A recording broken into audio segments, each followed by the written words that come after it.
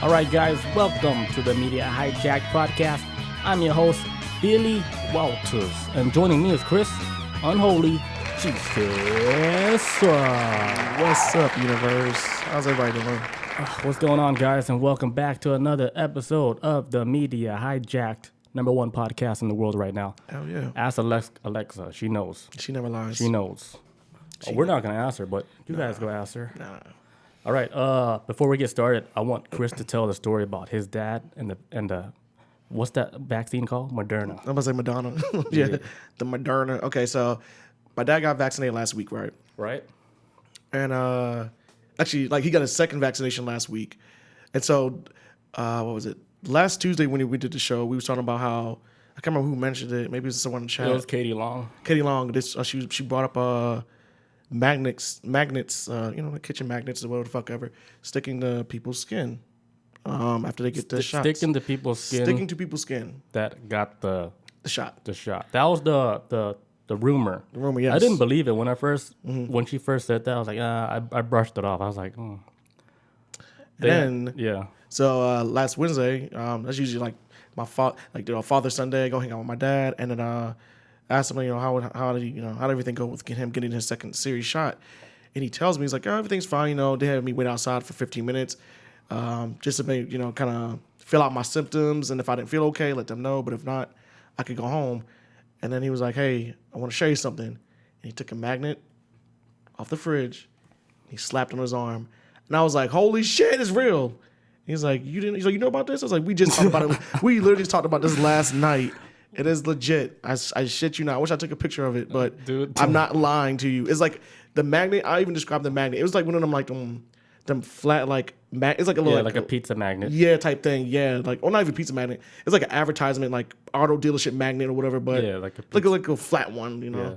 And he just slapped on his arm and it stayed there. So that shit is like legit. Damn.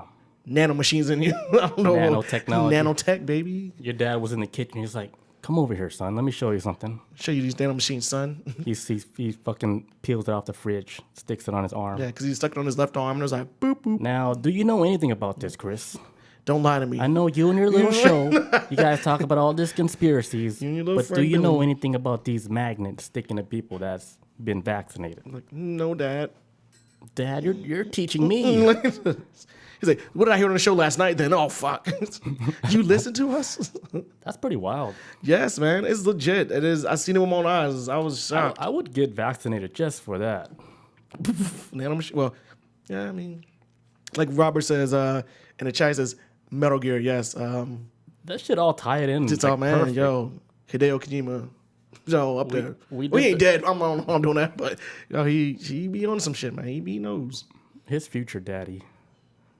He is future daddy, or Hideo Kojima. Yes, Kojima. Future Zaddy with a Z. Yeah. Shell Shock says, failing to mention that Chris' dad has a bionic arm. Like Bucky, like Winter Soldier. Maybe. Like shit. Jax from Mortal Kombat. Oh, that'd be dope though. I'd be mad he didn't tell me. That movie sucked. Why people calling me? My bad, folks. So we got a unknown phone call from Area 51. They listening in. Speaking of Area 51, tonight's episode, we're going to be talking about UFOs, aliens, and UFOs. Nice transition. Yeah, I like that. That's slick. You like that? Smooth. That's how we do it on the Media Hijack. Oh, yeah. Cyborgs for Titans. All right, guys. So if you guys want to buy some t-shirts, head over to themediahijack.com. Grab you an official t-shirt. Also, if you guys want to catch the replay for this live video, head over to our YouTube. Reddit people, follow us on Reddit and post some shit. Doesn't matter. Do your thing. Also, if you're on iTunes, don't forget to rate and subscribe. Give us that 5-star. Give us a comment. Say something nice. Yeah, please. Give us a happy face. Or constructive criticism. Don't be too rude. Yeah, don't be too rude. All right, guys, let's get started. You want to go first? Sure. I got to get my gears together and actually read my notes. Is that your snot rag? Is that your snot rag? Yeah. Oh, you need a paper towel? Yeah, I'm sweating like crazy. I got you. I'm dying, man. You can start, though. Okay, let's get it, kids. All right. So tonight's episode, we're talking about ghosts and shit, right? Which we thought would be pretty good considering Big Brother government is like saying, hey, guys, UFOs are real. So whatever the reason behind that is.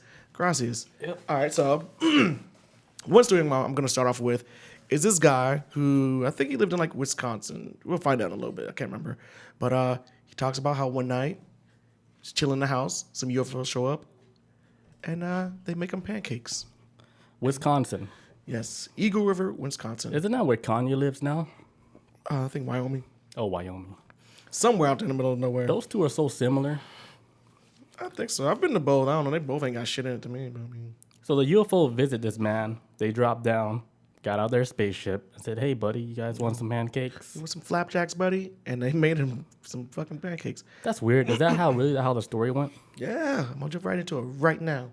God, This is like this is one of my favorite UFO stories of all time. All right, so peaceful. So this all starts off at 11 a.m. April 18th, 1961, at 11 a.m. in the morning. Right, guy named Joe Simonton.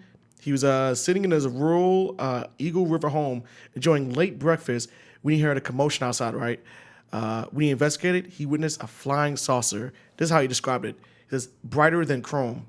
It was hovering. It was hovering above his house, and the craft eventually landed in his backyard. Right, the saucer opened up, and sitting inside were 3 mute aliens, which Joe, my man Joe, described as Italian looking. Wait a minute. He said they looked like they was Italian. Mute alien? They didn't say shit. I guess they weren't saying it. They didn't like no. They no weren't bleep, talking. They no bleep boop blurp. None of that. There's No robot talk. Just. Deet doot deet. But he said they were Italian looking.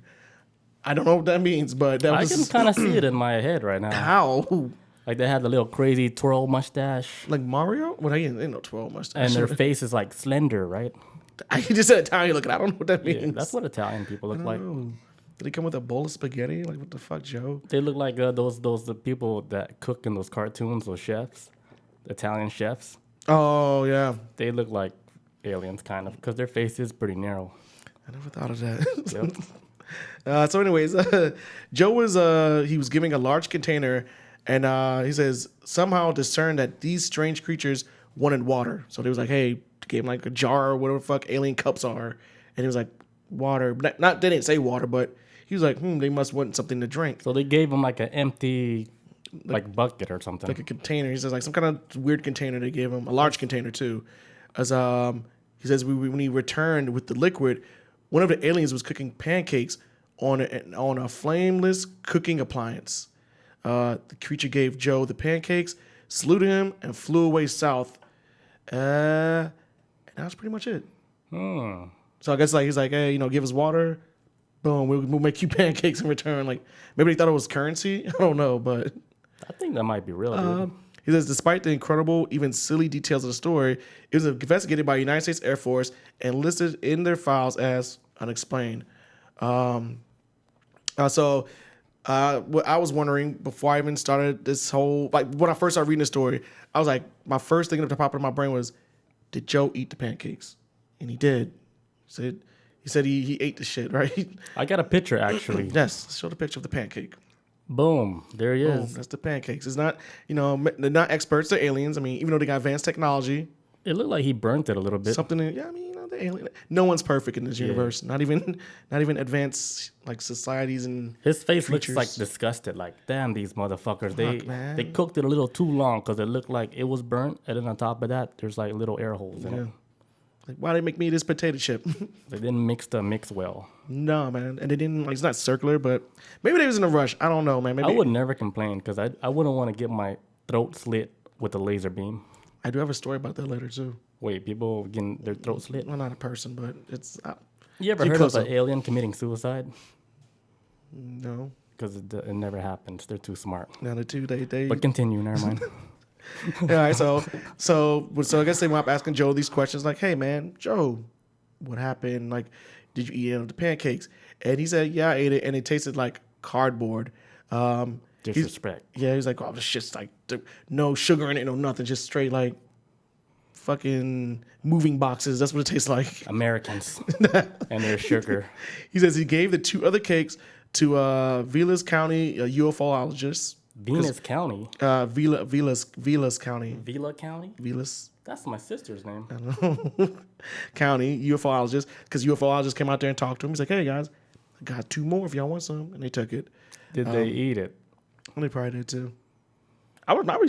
Actually, I think they might have studied because I read another story too where they're saying like they went and they studied what they used to make the pancakes because it seemed like they made it fast as fuck because he went to go get the water for him, came back, and it was like making pancakes. And so they looked it over and it was like, it's nothing more than just your typical mixture of like what a pancake would consist of and grease. So it's nothing like no. I wonder what they really eat though. I don't know. They probably don't even eat it, but it's probably like, hey, we need water, so let's bargain with them and make pancakes because humans like pancakes. And if they don't understand the barter system here, they don't think about money. What if that wasn't even a pancake? Like, what if it was like their doo doo? That's when the shit tastes like cardboard, I guess. It's like, here, take our shit. Yeah, what if they're like freaks? Italians are pretty freaky. Watch him eat my aliens. Oh, look at him, he's eating it. Yeah, isn't Sylvester Stallone? Is he Italian? Mm-hmm. He's pretty freaky. I heard he has a porno. Yes, I think he's called Italian Stallion. For real, that's legit, man. Yeah. It is. Yeah, I know. I'm aware. Have you ever seen it? No, I haven't. Me neither. Why would I want to watch it? Like, see him just smack, like clapping some chick. Watch normal porno. I'm good. I'm good, Rocky. Anyways, back to the fucking story. I'm almost done with this. Okay, so shortly following after this incident, 7 more sightings and occurrences happened out there. The entire ordeal was covered greatly, entertaining details. This basically like this story came out within the book back in '97. That's when more people started hearing more about it. But I guess it was also some people said something probably did happen out there because this area, because Wisconsin, which I did not realize this. That's where Hannah Montana lives. Yes. Sorry.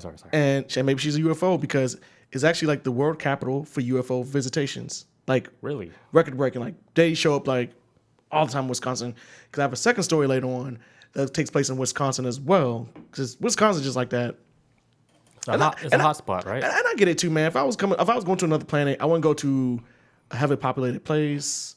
I would go to a spot that was like fucking middle of nowhere, man. 'Cause man, in a planet where like everybody and their mama got a gun, especially here in America, you would not want to. Yeah, just go to a place. Well, fuck, they got guns in rural areas too, so I don't know. I definitely wouldn't go to no city though. Yeah, that's the right move. Go to like a place that's not really that populated, so you can actually land safely, and then people can speculate instead of landing in like the middle of Atlanta. Yeah, man. Imagine if you're a UFO and you land like East Atlanta, like in a bluff or some shit. They won't make it out. Fuck those. Give it up. Like you just got robbed for your shit. Take your shoes off. Like what shoes? Some nice shoes. What size are they? Cool, they mine now. Like, yeah. And then one of them get like a hate attack. They pretty much just get beat up in the street. Yeah, beat up one of the alien babies. And then there's like a new law. Like, and then like the adult alien comes out the ship, blows the whole city up. With one gun. One blink of an eye. And then we go to war with them. Fuck, that's a wrap. Damn, they're going to force us to have to go to war with them. Even though that's not the story for aliens. We're calling it right now. The planet is going to try to secretly set up, going to go to war against them. It's never going to happen. You guys know why? Why? Because the gods, they're walking among us right now. And they're waiting for the time to show up. Just like that movie, Marvel, Eternals. Yeah, like in trailer, yeah. And the gods are going to come back, dude. They're here already, but they're going to show themselves when shit really hit the fan. They've just been waiting the whole time, chilling. They're like, humans? So you think whose side they're going to be on then? Huh? Whose side are they going to be on? The aliens? Humanity. That's the side of the planet. Man, I ain't going to lie, man. Humans tripping. I'll be like, yo, aliens, let's go. They know. They've been walking amongst us the whole time. Switching bodies up. You know, the person that with the most wisdom, they live the longest. So you think the aliens are going to be the bad guys? No. Oh. Well, there are a few aliens that are supposedly the bad ones. I mean, it's like humans. It's good and bad. Yeah, because there's a lot of races. There's a lot of different races of aliens. Yeah. So I know there's like good ones too. There's good ones too, and there's bad ones. There's the balance of the universe. Yeah. With every good, there's bad. Yeah, just like people, like us. With every 5 bad person, there's 1 good person. God damn. The odds are against us. Math. Math. Oh, yeah, but that was it for the pancake story. It's not long. It was just a strange short story that I was like, this is funny. I've never heard of a UFO showing up and making pancakes. I've tried to look up more shit behind it, and there was really nothing more to it. Just like Italian aliens showed up and like made him some shitty flapjacks. That was pretty much it. I would like some alien pancakes. I mean, I'm kind of hungry too. I mean, you ain't put no you ain't put no like syrup on this. Like, He ate it dry, like a potato chip. crunchy. Shell Shock says, I'm not an alien and I don't want to land in Atlanta either. He always shit on Atlanta. Don't listen to Shell Shock, man. He ain't got nothing. Man, I live here. I shit on it too. Me too. Atlanta, I don't know. They try too hard. I'm going to get light up tomorrow. It's getting rough out here. They're going to light me up tomorrow. Listen to your motherfucking podcast, Billy. What you said about Atlanta? We try hard? Yeah, I said it. All right. Canceled. Let's go to some UFOs in Japan. Let's get it. Right, so in the 1800s, right, they had a Japanese story that was circulating amongst, like, these Japanese storytellers. Okay. So different, like, people were telling stories, like, different magazines, like, back then. But they weren't magazines. It's just an example, like, different magazines and shit. All right. They're all telling a story about this spacecraft that showed up in the water, and it looks like an incense holder, like a Japanese incense holder. Yeah, like the bowl looking. Yeah, like a little bowl looking thing, and then they had the thing where you can stick the incense in. To the holes, right? Right. Gotcha, But then, like, the top part of the ship, it was like the windows. They had windows, and it was like transparent, so you can kind of see through it. Mm-hmm. And then when they got closer to the ship, they pulled the ship out of the ocean, and one person came out. It was like a female with like pale skin, but she had like red hair. She's hot? Yeah, they said she was hot. She was hot fire. Okay. But then they wrote it down as a beautiful young female came out with the light skin complexion. How you say it? Complexion? Complexion. Yeah. Sorry, my English is bad. I was born in America, but yeah, her complexion was nice, soft, pale skin. Not that pale. She might have had a little tan. But what's weird about her hairstyle is that it's all red, right? But then at the tip of her hair is white, like a foxtail. Oh, shit. Yeah. And they're like, what's wrong with this lady? Why are her hairstyles like that? Because, in Japan, they've never seen, like, people do their hair like that. No. So it's like, this is kind of weird. But inside the spacecraft, what's weird is that she had, like, this box that she was holding the whole time, and she didn't want nobody to touch it. So the rumor was that the box could be holding, like, her lover's head. Because at that time, they didn't think, like, it's an alien or UFO. They're thinking, like... It's a lady. Like normal, like somebody put her in that spacecraft and then sent her off in the ocean because she slept with somebody that she wasn't supposed to, and they chopped off her boyfriend's head and then sent her off into the ocean. So she can die with the head? Yeah. That was like the rumor of one story, but then another one is like, no, it was like she was like an alien. She was even sleeping in that spaceship because after they got off and shit, they had some exchanges, and then she went back into her spacecraft and then took off. So there's like a lot of different stories about it, and it was told by like the story was, of course, it was like fabricated like later where it changes like her hair color wasn't red, it was different, like the telephone game. Yeah, I was thinking about just now, literally. But it all stems from that one shit that happened in the 1800s. They all talk about that ship that fucking went to the shore in Japan. You got any theories of how that shit went down, or you think it was a crash ship? And then I want to know what's in the box. That's what I want to know. I don't know, man. That one's kind of confusing. It was like I didn't really have any real theories because there was so many different stories. Yeah, what if it was like he said? Like I wish I could see what the box looked like. It's probably like some kind of like fucking energy source or some shit. I don't know. Like a fucking what's that shit in Marvel? I was thinking like a mother box from like Justice League. The mother boxes from like the Justice League movies where it was like they need the mother, like the mother box opens up portals and shit. I don't fucking know. That's the first thing that popped in my brain, so I don't know. Maybe. The reason why I think is like not really that crazy is because they said they found like water in there. Inside the ship? Inside the ship. Like she had like 3 gallons of water. It's almost like she was supposed to be on that little ship for her to survive. Like gallons of water for her to drink? For her to drink. So I was thinking like it had holes in the ship and there was like water seeping into it. That's how I was thinking. No. Okay. Like water bottle kind of. But it's not a water bottle. Fiji. I was like, wait, so you probably did get sent out by another country, like Russia or something, and then just came on shore in Japan. Yeah, it could be. Like you and your dead lover's head could have fun out there. Here's some water. Yeah, but they never found out like what's in the box and shit. Damn, I want to know now. Fuck. But she was hot though. Oh, here's another weird thing about the ship. Like they had like hieroglyphs on it, like written on the inside of the ship. Oh man, you should have led with that. Yeah, so it might be alien. You should have led with that, or Egyptian spaceship. I don't know. It looks cool. Like they had a little triangle with a little circle on the side. It's like weird shit. Damn. Not a language known today. Not in Russian or nothing like that. Yeah, because they showed like they wrote down everything, like the descriptions, and they all drew the same pattern of the symbols, and there's no symbols or anything in any language That matches like then they use like a thing called like a codex or some shit like that where they match up symbols and shit from around the world. Yeah, And it matched nothing. yeah, nothing. The symbols has no. It ain't from here then. It's not from any dialect, language, or anything. It's just made up. She from space then. That's it. From somebody that came from another planet, maybe Venus, maybe I don't know, Uranus. Venus got some.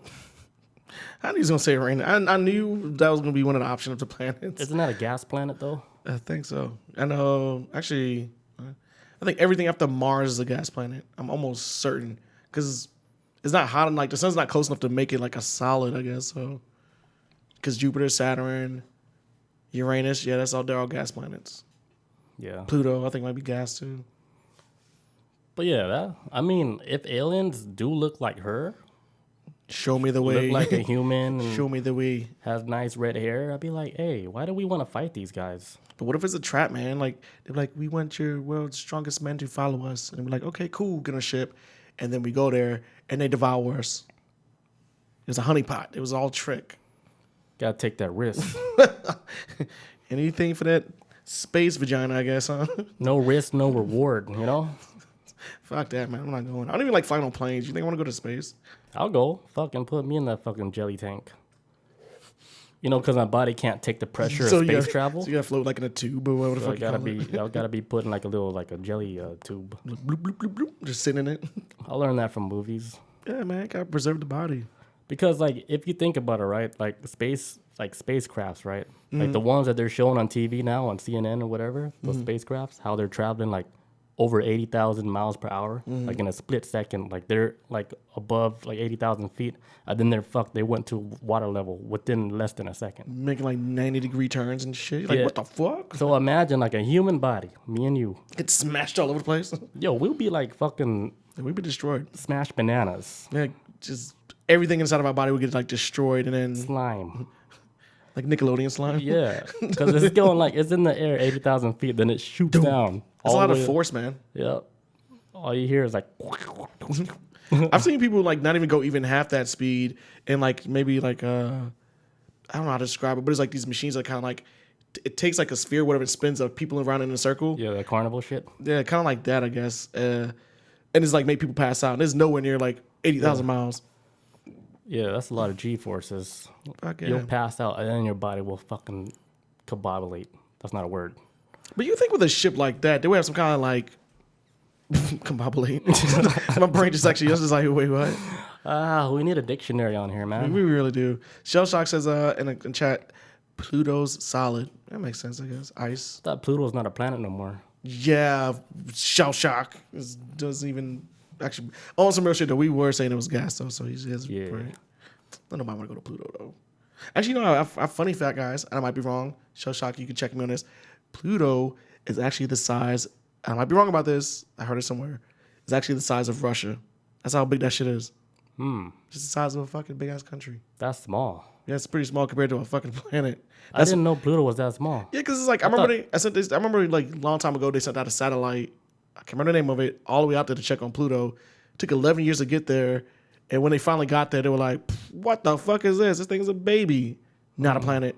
And then that's why I got like degraded to like a dwarf star or whatever the fuck they call it. Yeah, it's like mountains, right? Like they have to reach a certain height to be considered a mountain. Yeah, or otherwise it's a hill. I guess. Yeah, it's a big hill. Kind of like that. It's a big ass hill, but not a mountain. Yeah, like Stone Mountain. That's not actually a mountain. No, it's a hill. I can walk that shit. That's a hill. It's a big ass hill. Yep. Steep ass hill, but it's a hill. I guess same thing goes with Pluto. It's not big enough to be a planet. Yeah, it's not that doesn't reach that classification. So it's like, you're not quite there yet, my guy. Which means I think it's not even the size of the fucking moon. Then the moon might be bigger than fucking Pluto. Damn, don't tell Pluto that. Nah, man. Pluto's already insecure at this point, so we'll keep it to ourselves. Damn, R.I.P. R.I.P. Pluto. All right, so when we gonna do the next story? Yeah. But wait, let me. Oh, you got some more? Oh, my bad. No, actually, I don't. I just want to say something. Okay, yeah, do you think? So what they call like these the Japanese, what they call these UFOs in the sky, you know what they call them? It's so cool. Riding? Sky boats. The fuck we call it here then? We just call it like UFOs? I like skyboats better. Sky boats is Makes fuck so much ancient cooler. as. That's how they talk, man. It's so cool. They say shit straight up how it's described. You guys see that sky boat out there? Yeah. Yeah, I see it. Fucking sky That makes boats. sense. I mean, Because boats carry people. yeah, man. And if they're in the air, It's a skyboat. it's a sky boat. Let's not make it complicated. Carrying people. But now they're like changing like the name for like UFOs. They call them like UAPs now. Yeah, I heard that. I heard it. And USOs. I heard, what was it I heard the other day? It was like unidentified Aerial phenomenon. aerial phenomenon. There you Yeah. go. UAOs. And I was like, UAPs. UAPs. And I was like, okay, so now that everybody wants to be in on this shit, now we all want to change it. Yeah, they want to give it a proper name. Like if you're gonna put it in a book, give it a proper name. Yeah, because UFO is kind of like, it could be anything, but I get it though, because it is a phenomenon. Cause Yeah. The other one is USO, which stands for unidentified submerged object. So these are these UFOs that's going in the water. Oh, okay. I'm like submerged in the sky. I'm like, that don't make any sense. Okay. No, in the water. So the spaceships that go in the water, then, Yeah. like the one that was like, oh shit, it dipped in the water. That one video that Yeah. came out. Okay. It dipped his toes into the water. So USO, and then what's the other one? UAPs, UAPs. which is like the same because the UAPs ends up traveling into the damn ocean They're because that's over it. their destination because there's bases down there. Yeah, because why would you put it on this nasty ass surface planet that's polluted? Yeah, the real city is in the water. Yeah, and Everybody knows that. Ask fucking Pluto, the dude, the Greek philosopher. it makes sense too, because Atlantis and shit. Atlantis is real. Because it makes sense too, because it's like, where can we stay? Where can we set up base? What if it was like this, right? What if it's like this, guys? Okay, you know, like say if you think about how America is, right? We got like military bases all around the world, this, that, and the third, right? What if it's like that with aliens? They got bases all over fucking planets, just Yeah, boom, boom, boom. They do. And since this planet has us on it, they're like, yo, we can't really put it on land because humans might fuck with us all the time. Like they fuck with their own people. Imagine they fuck with people on skyboats. So they put their bases in the water, which humans cannot reach down there at all in any way, shape, or form. We ain't got no ships or nothing to get down that depth. We can't touch it. We'll die if we get there. We don't have the technology to even reach them. Hell no. We got shit to get off the planet, but not go in the planet. Yeah. So it's a good spot if you want to set up a base to me. Yeah, but here's the thing though. They've been here way before all of us. For real, man. So it's not like they're forced to live in the ocean. That's Yeah, man. they've been there. They picked it, dude. Aliens are stationed here. Like when you station military people at other bases around the world, they're like, man, I got fucking orders to Earth. Oh, God. Well, they got Earth women got nice boobies, so that's cool, I guess. And then I they wonder go what there. turns aliens on though. I don't know, fingers. Oh, wait, no, wait a minute. They're not like sexual creatures. Like they don't even think about that shit. Well, or less like if they do have sex, it'd be like the movie Demolition Man. It was like through the mind. Yeah. Put on a device like, yo, we connect on a deeper level, more than what the physical level can do. But not all aliens, because we did talk about there's different species of aliens. Yeah, so they might have different ways. So some might be super horny. Some might not even think about it. Yeah, it's like, yeah, that's beneath. Sex is beneath us. We're grown in tubes. We don't even. Sex is primitive. Yep. Oh, Shell Shock in the chat says Pluto is 16.7 million square kilometers. Russia is 17 million. You're right. So it was close, yeah. Look at you, Wikipedia. Yo, we out here. Wicked Crystalopedia. Wicked and holy Jesus. Oh, see, I be watching shit sometimes. You're like a walking. So Russia's bigger than fucking Pluto. That's insane though. If you think, yeah. Holy shit. Damn. Imagine like just driving through Pluto in one day. You probably could. Well, actually, that's still long. That's long as fuck though. That's still. embarrassing. That's like King Kai's planet. Oh my god, yeah, for real. Just right off a snake way. Yep, off a snake way. That gravity is intense though. There though. Like, oh, It has to be of that size. I can't move. Math. My Kawaii wave is weak shit over here. I can't Yeah. even fly. Yeah, that's all I got for that story. Word. All right, so I'm trying to train What? Speaking Japanese. Skyboat. I was trying to choose between two stories. I'm gonna ask you which one we should go with next. Okay.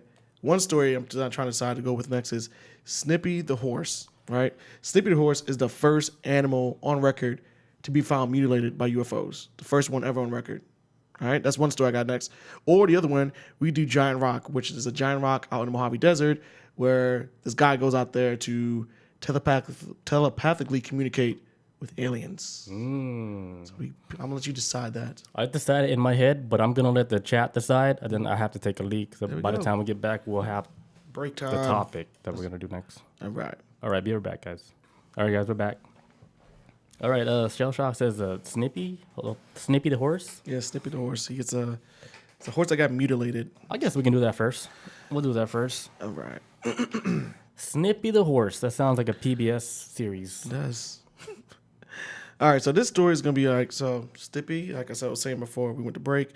Is the so anybody who knows like UFO shit, animals, like there's always been like animal mutilations, suspected UFOs and all this other shit behind it. But this is the first animal ever to be on record as being like the first one to be discovered, at least like, by us. Like, hey, like this shit looks kind of funky. Like, how did they know it was from like an alien abduction? Oh yeah, it's gonna be once they started sending out like investigators out there, and it was like their shit looks. It was like a weird crime scene, and then they was finding radiation around the area too. So all started making sense. Like, did it look like when they looked at the horse and they studied it, like the way they mutilated? They do like an autopsy on this shit, and it's so weird. Like, did it look like it was done like with the precision of lasers? Now yes. They even go into that. It's like this shit is too straight. Something cut through it, and it wasn't like jagged or nothing, or done with steady hands. Might have been done with a machine. Not tools, but some kind of weird tech that they didn't have back then. Because this happens all the way back in, excuse me. So this story happens all the way back in September 9th, 1967, right? I'm going to go straight to the incident was reported. Wait, what year was this? That's what Shell Shock was saying. Oh, yeah, this was September. What the fuck was it? I just missed it. My bad. September 9th, 1967. So this is back during fucking flower power movement and shit, and America was beating the shit out of each other out here. So this happens all the way out in Alamosa, Colorado, right? Snippy was a 3-year-old Appaloosa horse. It didn't return to the Harry King Ranch. So Harry King out there in Colorado, he was like a ranch owner. Him and his wife lived out there. They owned a horse named Snippy. During the day, Snippy would walk off, do what the fuck horses do, like go on walks and, pick flowers or something. But I like horses. Snippy went out there and after like, because it was always kind of like routine, Snippy walks off. They fill up his little trough or whatever and water and all that stuff. And he would come back later in the day and eat the food and boom, boom. And that was just about it. That was his routine. So his story right here. So one day he never made it back. Yeah, Snippy just never returned. Says Snippy, a 3-year-old Appaloosa horse, didn't return to the Harry King Ranch. Also, her as a girl horse. Ranch for her usual evening drink, September 7th. And her owner is basically the owner was blaming it on a flying saucer, or at least radioactive surgeon, because radioactive surgeon. The bizarre event, just one of many that has been plaguing the sparsely populated San Luis Valley in the past 6 months. So this began September 9th. It's like the dude wound up finding so when they couldn't find a horse, they come back. It was like, Snippy, where's she at? They went out there and they came across her body. Says Harry wound up finding Snippy just a quarter of a mile away from the ranch. There were no tracks about the dead horse, but the animal had been completely skinned. All that remained of the neck and the shoulders were bleached bones. So it was like that shit, whatever like mutilated it, the neck and the shoulders and all the bones, it almost like polished, like bleached, like bones, like no kind of residue of like blood or meat or tendons or anything. Clean, right? It was like clean as shit, like almost like what you see like in a science classroom of a skeleton or something like that. It's like, oh, this is like so like clean ass skeleton. When they were cutting him up or whatever they were doing, they were dodging like all the blood vessels. Or they just like removed it all, like so it looks like it just wasn't like brutally mutilated. Yeah, I guess so. They just cleaned it all up. They took the meat, I guess. But granted, that's just only on the neck and the shoulders and all that. There was still like some shit left behind for the most part. It says he found something just caught on my files. And the completely skin. All the remaining was neck shoulders. Okay, but they're still intact. Okay, but they were still intact and attached to the rest of the body. So the body was still all together in one piece. The bones and all that. The bones weren't missing. Skin and stuff were pretty much just missing off of it. The cut around neck was completely smooth, not a jagged edge. No blood remained in the horse's body, and there was none on the ground. Also, too, I don't know if they're going to explain in this report, too, of what I read somewhere else. With Snippy the horse, they saw that where the horse's body was at and where the last tracks of where the horse was at, it was like 100 yards apart. So it's like, how does horse tracks in here, but his body was right here? Didn't make any sense to anybody. It was weird as fuck even when I was reading it. So a helicopter picked him up. And then dropped him off right there, I guess. Took him to a lab. Brought him back. Butchered him, and then just dropped him back. I was like, oh shit, Harry's coming. Just flew off. But it wasn't a helicopter, though, right? It was Some kind of a UAP. Shinier than Chromecraft, I guess. It was something, man. Yeah. We're gonna do this UFO shit. We got called about So they were probably manufacturing horses. just studying. Maybe they eat horse meat. I mean, who knows? Some countries eat horses, but or they were mixing horse DNA with human DNA, making a half horse, half human. What they call those? What's that? What they call those horses? That's like a half A centaur, I think. Centaur. Like the dude from Mortal Kombat. Yeah, or Hercules. Yeah, Tenendo, I guess he knows this story. that's a famous story. Really? I never heard of this story. This is new to me. Or maybe I have. I don't know. My memory been going out lately. I know there's a lot of like mutilation stories about that, but I didn't know like the horse was the first one that's officially on the record. A centaur. Shell Shock said centaur. Would I say Minotaur? Oh, Minotaur is the bull motherfucker. That's the dude with... Okay, centaur. There you go. My bad. See, Shell Shock, he be on it. Wait, Tenendo says they put cameras around all his house, around his place.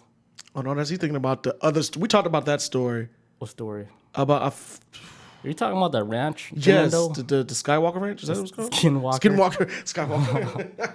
Skinwalker Ranch? I think that's what it was. Yeah, we're talking about... This is the OG Yeah, one. you're talking about Skinwalker Ranch. I remember that one. With that dude, what's his name? Bigelow? Is that what his name? Yeah. Robert Bigelow. First name Deuce. Yeah. Okay, so I lost my spot. Okay, so all right, so like I said before, tracks ended 100 yards away. Snippy was found over there dead. Nothing made sense, right? Says so after they found a body, there's nothing on the ground. It indicated okay, there we go. Okay, King returned to the site the next day. With the horse's owner, Mr. Okay, so my bad. So Harry King wasn't the owner. It's actually Mr. and Mrs. Burl Lewis. Nothing had changed except a sickening sweet odor pervaded the area, and the exposed bones were a bright pink. After search of the immediate area, they found what appeared to be 15 circular exhaust marks that covered the area about 100 by 50 yards. So there's like these circular spots in the ground. Exhaust marks. Like something like landed down, bottom of a spaceship. So it was a spaceship that landed. Yes. Yo, we got Bob in the house. She says she's watching us on her ride home. Hey, be safe out there. They run all red lights. So go ahead. She's like, you Vroom. hear the cars. I can't do it. I'll try and make the Fast and Furious. Okay. Crash. But go ahead. Jesus, man. 100 yards north of the carcass, they found a 3-foot bush squashed within inches from the ground. The area within a 10-foot radius of the bush also had been flattened within 10 inches off the ground. So something came down, squished bushes and shit, like bad parking, I guess, by Mr. Aliens. But they were smushing shit in the area.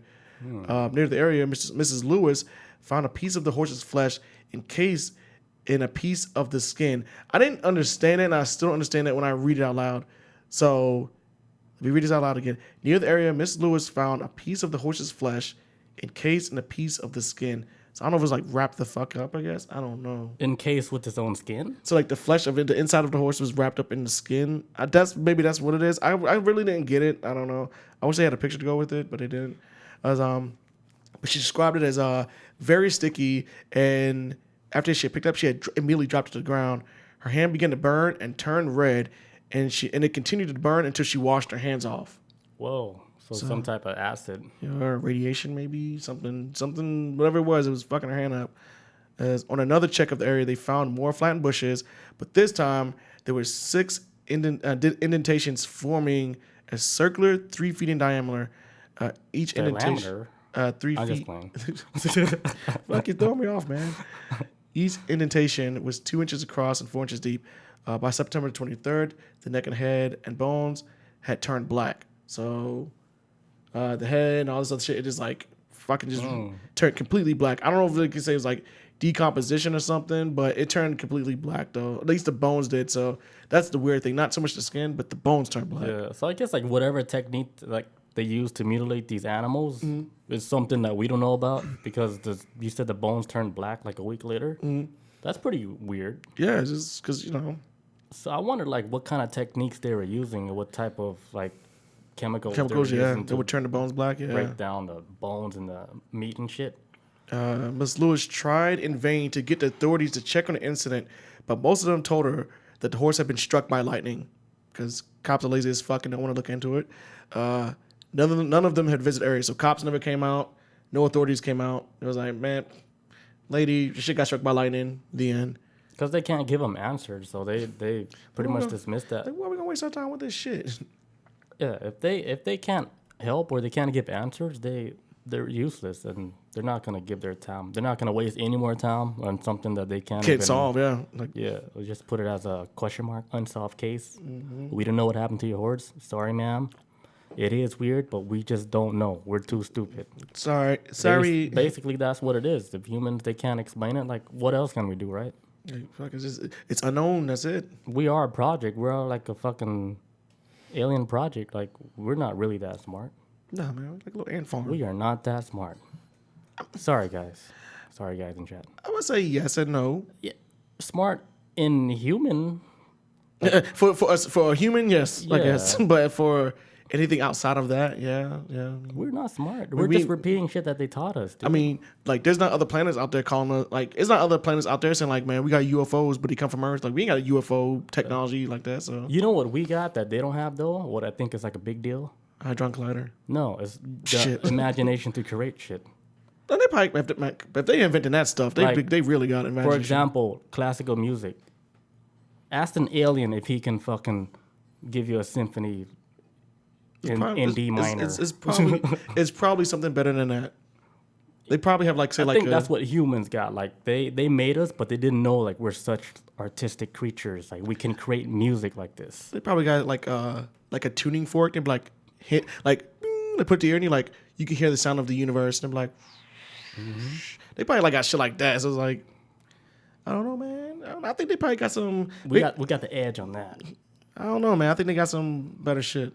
No, of course. But I'm talking about like the creative side, like making you feel a type of way when you hear the music. Like it resonates throughout the universe. Like it's not just classical music. It doesn't just vibrate here. Like you can listen to this shit on a planet that's like 1 million miles away, 1 trillion miles away, and they'll still appreciate that type of music. That's like universal. It's the universal language. It's music. It could be, but I'm like, I think so. But I'm like, if we're able to do it, but they're able to create like anti-gravity ships, then why wouldn't they have like music on these trips that they go on? It's because some kind of frequency that helps them like relax. Their thinking is so far from us where that being creative is not one of their. It doesn't waste that capacity in their brain. Actually, you know what? I think you might have a point because I always think about like this, right? I feel like people of like extremely like as far as like humans are concerned, people of higher intelligence feel like emotions might be a waste of time. Mm-hmm. So having like, hey, like I need to think about something that's gonna help me relax. It's like, no, I gotta like just create or whatever. It's like emotions is like I feel like people who like scientists is not the same as like a musician. Yeah, because I know like this is not specifically a friend of mine. It's a friend of a friend. But I like she tells me about a friend of hers who's like really highly intelligent to the point where he's like emotionally stunted in a way. It's kind of he doesn't really get what we or anybody else maybe listen to the show would perceive as emotions, and he doesn't really comprehend it. But highly intelligent though, So maybe you might be right. Aliens might not be like, man, I can't waste no time on like feeling emotions and whatever that shit. Like we just, and maybe that's why they're able to have these advanced technology because Is that why I don't feel shit? They're able to get past that emotions and shit. And so you say that's why you don't feel shit? Is that why I don't know. Are you them? Are you with them? Tiny bit. I believe so. Half. I believe like my DNA is like it stems from one of those guys. Part alien. I think all of us, dude. We're all a piece of it. Little piece of the pie. In some kind of way. I think we're a byproduct of it. In some The only one way to prove it is for you guys to all do psychedelics at one time. And you all see the same shit. And then you're going to ask yourself, hey, why did we all just see the same shit? Are we all connected? And that's when all of you guys' minds are going to... Your minds are going to be blown. Reality is different. Mine ain't. I've been on this wave for a minute. So Shell Shock says that could be also a high on the spectrum of autism from that disconnect. I was going to also say that. That crossed my mind too. As I was saying it, I was like, that could be... Yeah, people with autistic autism. level, Yeah, autistic. So aliens could be autistic? Or maybe a slight parallel to it, I guess? Maybe not what we consider autistic, I guess. Possibly. That is... Because I've met people who's like on levels of autism where like super duper smart, really good with computers. When you say smart, like what are you saying? Well, like I'm talking about like, for example, like I know a guy. So there's a difference between smart and genius. Well, big difference. Like okay, I maybe like I can always say like a better understanding of how like when it comes to like complex machinery and shit like that. In a weird way, he has an understanding of how all that shit works. Like. So he's a genius. I guess if that's what you want to call it. I'm not sure. It ain't no way I could ever be, but he has like a very good understanding of like when it comes to computers, video games, or like he'll look at a game or whatever and be like, okay, this is what he made changes here. This is that. Like weird. It's like he just picks up like stuff that I can't like normal people really wouldn't be able to see. But he used to always wear gloves all the time because he can't like he does not physically. Oh, he wear like a jacket all the time because he like just everything like. Something like either when something touches him or anything like that, he drives him fucking nuts. Freaks out, right? Yeah. But he's good with machines and shit. Like, what if he touches ass? Would he have a heart attack? Probably. Like, get off me. Get off my ass. Then snaps your neck. Tom Fox says, I always thought it's kind of small-minded to assume aliens are anything like us. For example, they could be made of ass or something made of gas. Oh, yeah. Oh, like in...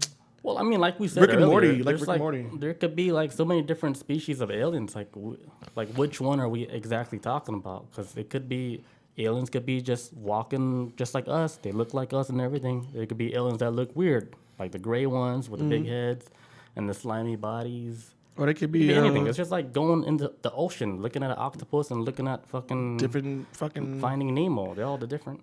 Or like the fish with the little light bulb hanging from his head in the deep sea. Like with the little lamp. Different variations. So I can see that. It could be like because I do like what Tom Fox is saying. I was thinking about the episode of Rick and Morty. Like there's like this gas creature that's like just like it looks like a fart cloud, but it's an alien. Just like shit like that. Yeah. Tom Fox says in the chat, he says, try to imagine a new color. That's the alien.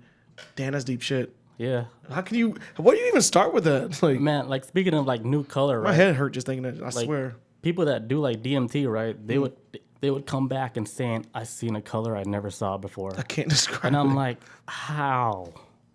I can believe that though. It's like how? Yeah. I believe it too, but I'm saying like, can you imagine a different color you never seen before? Like what? What's the color? I'm like my brain is about to shut down thinking. Like it looks like blue, but not really. It's like. Fuck! And you just get mad because you're like, I can't explain it. Yeah, you'll see weird shit like that, like stuff you just can't describe. Like the English dictionary is not enough. You gotta describe it with your fucking feelings. Shell Shock says that's why I like Futurama approach. Gas, amoebas. What is amoebas? Amoebas. Aren't like the amoeba? Oh, I'm gonna look stupid on this shit. Aren't they like the microscopic, like I'm thinking about Osmosis Jones. I might be fucking wrong. But it's amoebas. I know they're like the microscopic shit. Don't they like eat something, I think? I can't remember. Maybe. I'm wrong as fuck. I'm horrible with this shit. All right, let me get back to this shit right quick. All right. So what was that before? Okay, so previously on Snippy the horse, right? Okay, so like I said, I left off at So investigators came out there. No, the investigators didn't want to come out there. And it's like, yo, bullshit. This is whatever. And they kind of just left it alone, right? And they never showed up. And there's a check of the area by a forestry official with a civil defense Geiger counter found the radiation count to be high. The exhaust marks that they found on the ground, which were like the little circular spots, were radioactive, and as were the areas where the brush had been flattened. The count lessened, however, as readings were made closer to the dead horse. So, which I didn't really understand that. So I guess it's like the radiation, how they just dropped the motherfucking horse off at Snippy, it seemed like the radiation they was giving off was coming from where the ship probably landed, dropped off the horse, or whatever. But I'm like, why would they get that close to the ground? Why would they just drop it from there, or maybe teleport it from the ground, or maybe it's still even if it's up high up in the air, the amount of energy coming out probably just still burnt the ground because. I mean, if you're gonna be doing interplanetary flight, you're gonna have something pretty damn strong, anyways. But either way, I guess like when it got too close to the horse, no radiation around it, but it was radiation on these circular marks. So it might just be getting radiation. I wonder from why the like ship. alien spaceships they give off so much radiation. Is that like the source of all their power? Like, to me, that seems like primate shit. But I guess they're using it correctly. I mean, yeah, because it's kind of like I feel like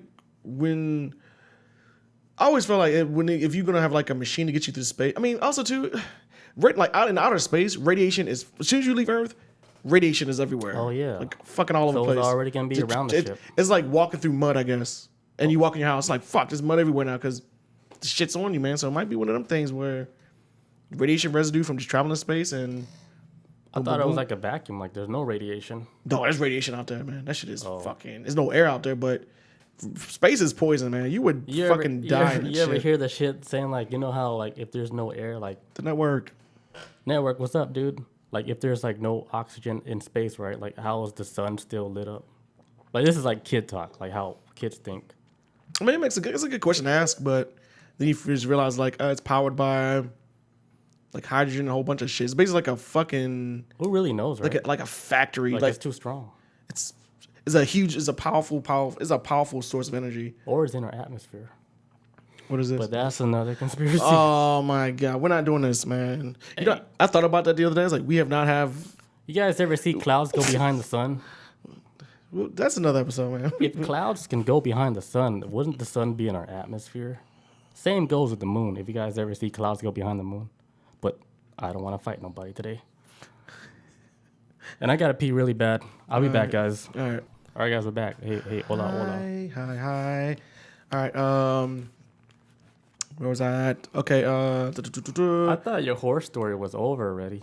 No, we're getting up to the end of it. We're at the end of it right now. They picked up the horse and mutilated him. Yeah. So fuck, I lost my part. Okay. So exhaust marks found on the ground. Exhaust marks were radioactive as the areas where the brush had been flattened. The count lessened, however, because they got close to the horse, right? Many residents of the area had reported sightings of identified flying objects previously before, like tons and tons of times. Like, especially in Colorado, if you ever lived there, you're up in the mountains, because it's nothing but mountains out there. You see, it feels like what you think you can see now, just living out here, even in Atlanta, just looking at the night sky. Imagine it's like, okay, you're like, okay, there's a couple of stars out there. Imagine like being up in the mountains and there's less light, and you see. It is almost like mind-boggling how many like it's more. I feel like it's more stars and there's blackness in between them, just covered in the skies. So I can see why they would probably see a lot more wild shit out there. Where versus me, I live in the city, I barely can probably see a UFO flying past because it's so damn bright out there. There's lights all over the place. So yeah, so many objects had, so many people out there always seen UFOs before. One man said his car was followed by a top-shaped object, and a student nearby, Adams State College, said both his rear tires blew out as he approached an object as it sat in the field. So it's basically. Wait, what are we talking about? I'm sorry, just talking about the same horse. This is basically the end of the story about how there's always reported sightings of UFOs out there already. So a lot of people who live in the area were saying like, man, that's just legit. Like this is Colorado. It's Colorado, yeah. I would see like Colorado as being like a hot spot for UFO activity for sure. because they have like what's that mountain there? Is it Mount Shasta? Is that the one?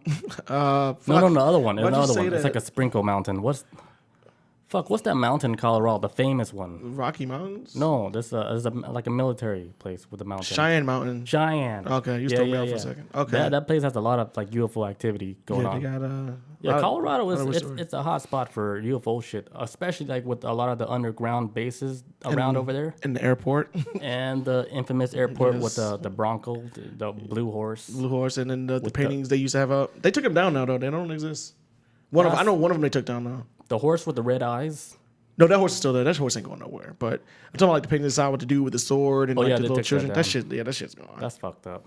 That shit was creepy though. When I saw it, I was like, I'm like, who this supposed to be? Who y'all trying to impress? That blue, your overlords? yeah, Like, that blue horse is actually scary because like scary as shit at night too, man. Drive past it at night is Yeah. horrifying. because the guy that actually he did the sculpture and everything, and he was the guy that was responsible for putting the horse up. The horse actually fell down and actually killed him. Crushed him.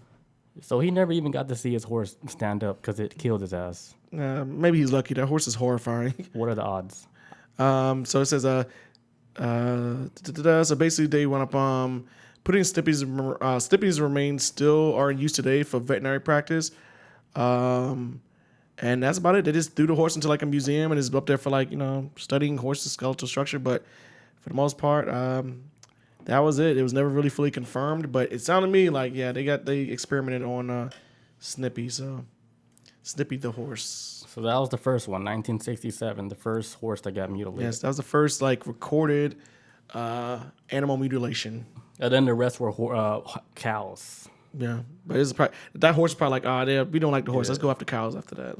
Let me tell you like a quick cow story on Skinwalker Ranch. So like with the cows, right? They were raising like cows that was almost like bulls, like big black bulls and shit. They're like strong ass cows. And like the couple, they had like a few of these cows, and they're like big money cows. You can sell these cows for like $10,000 and shit. It was like having a Ferrari running around on your farm and shit. Okay. So one day they drove home, right? And they were looking at their farm like, hey, what happened to our 3 Ferraris? They're talking about the cows and shit. Yeah.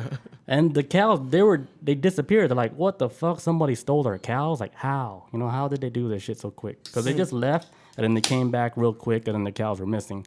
So then they were investigating their farm. They were looking around, and guess where they found these cows?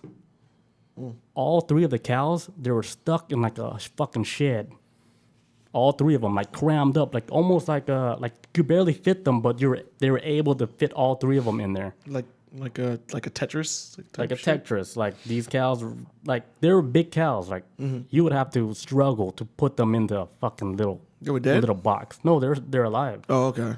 And they were wondering like, how the hell did anyone put these cows in there? It's like impossible, because these. They could even fit through the door, maybe or something. I would Yeah, assume it was like an impossible feat, pretty much, for a human to do that. unless they would teleport it inside.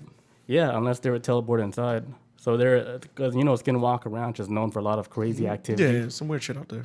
Like the UFOs out there, the activity is like they're dealing with something that's far more intelligent than us, so they know like when they're being recorded, because the whole ranch had cameras and shit. Okay. Right. Yeah, I remember that. Yeah, yeah. So like, what the UFOs were doing, aliens. What the aliens were doing, they were purposely like striking these cameras down and everything, and picking locks without the cameras watching it. Like they would fuck with them. They play with the people like it's a joke. Yeah. Because the people were trying to investigate the ranch. Oh, okay. Excuse me. So they were trying to like investigate the ranch, but they already like the aliens. They already know what the fuck they're doing. Yeah, they know what's Because up. like there's a lot of people that were skeptic about the Skinwalker Ranch. So like they brought a whole bunch of scientists there, like real legit scientists. They paid them all this money to go investigate this ranch. And one scientist, he fucking described this event that happened where he saw in the middle of the road he said a portal opened up. This is a scientist talking, right? He said a portal opened up in the middle of the damn street, right? And he saw like an alien crawl out of this portal and jump down and fucking ran. And he was like, "Come on, man. How And he just watched him run how can off? I tell this story where people's gonna believe me?" Yeah. The alien jumped out of the fucking portal that ripped in the middle of the sky, jumped off and just ran. I would have went to the closest bar.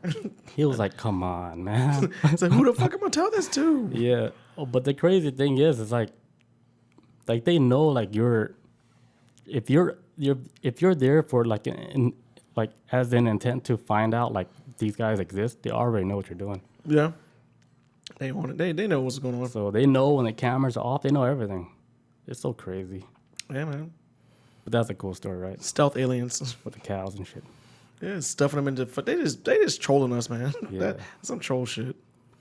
Did you have a story? Let me go. Yeah, do the one with the stone. Okay. All right. So this is another story I got, guys. It's called The Giant Rock. Basically, it's alien encounters and eternal life in the Mojave Desert. All right, so this is kind of interesting story, right? So there's an extraterrestrial all right, I'm gonna break the story down. This is giant rock, right? Out there in the Mojave Desert. Supposedly this rock is supposed to be able to communicate with extraterrestrial life and all this other stuff. So I'm gonna break down the story of who got out there. Somebody gets killed in the process too while being out there, and also this doesn't deal with time travel, but a guy receives instructions to build a time machine. What? I left that part out when I was explaining to you earlier. I wanted to surprise you. Whoa. So but the rock is good. You caught my attention. Let's get it. Okay. An extraterrestrial encounter at Giant Rock inspired George Van Tessel to build the life prolonging time machine he called the Integratron. I think I said that right. When did this happen? What year is this? I think this happened back in the stories happened at two different timelines at two different moments. I think one might have been like in 42 and the other one might have been like in the 60s, but I can't remember exactly the time. But this is like back like pictures were black and white, so when they took pictures of the rock. So, but it was like 42 for sure with the first guy, because you'll see why. So anyways, a guy named George Van Tessel, he supposedly this guy doesn't come down till later down the road, but he winds up going to this rock after an incident happens with the U.S. government, and he winds up making like he builds like a diner there and shit like that for like people who are like UFO fanatics and all that to eat and just like look at the rock and all that. But while he was there at the rock, underneath his little bunker that was underneath of it, he was supposedly receiving telepathic messages from aliens, because he had put like antenna on top of the shit and everything to receive telepathic messages to build a time machine that was supposed to prolong human lives. Don't know how, but he was building basically he's gonna start building a time machine. How would it prolong human lives though? I'm not quite sure yet, but I can't really explain it because I was kind of confused by that too. But it was like it's supposed to be like just a time machine. I guess like maybe I think and how time travel that we may perceive it as is going maybe backwards and forwards in time. But what it could be like a time machine to is like, okay, like as you get older, I could create a time machine of sorts to, hey, you're 90 years old. Instead of like taking everything and rewinding time back on an entire planetary scale, we'll contain it into one area. And I'm assuming they're rewinding time back on a specific person within the machine he built.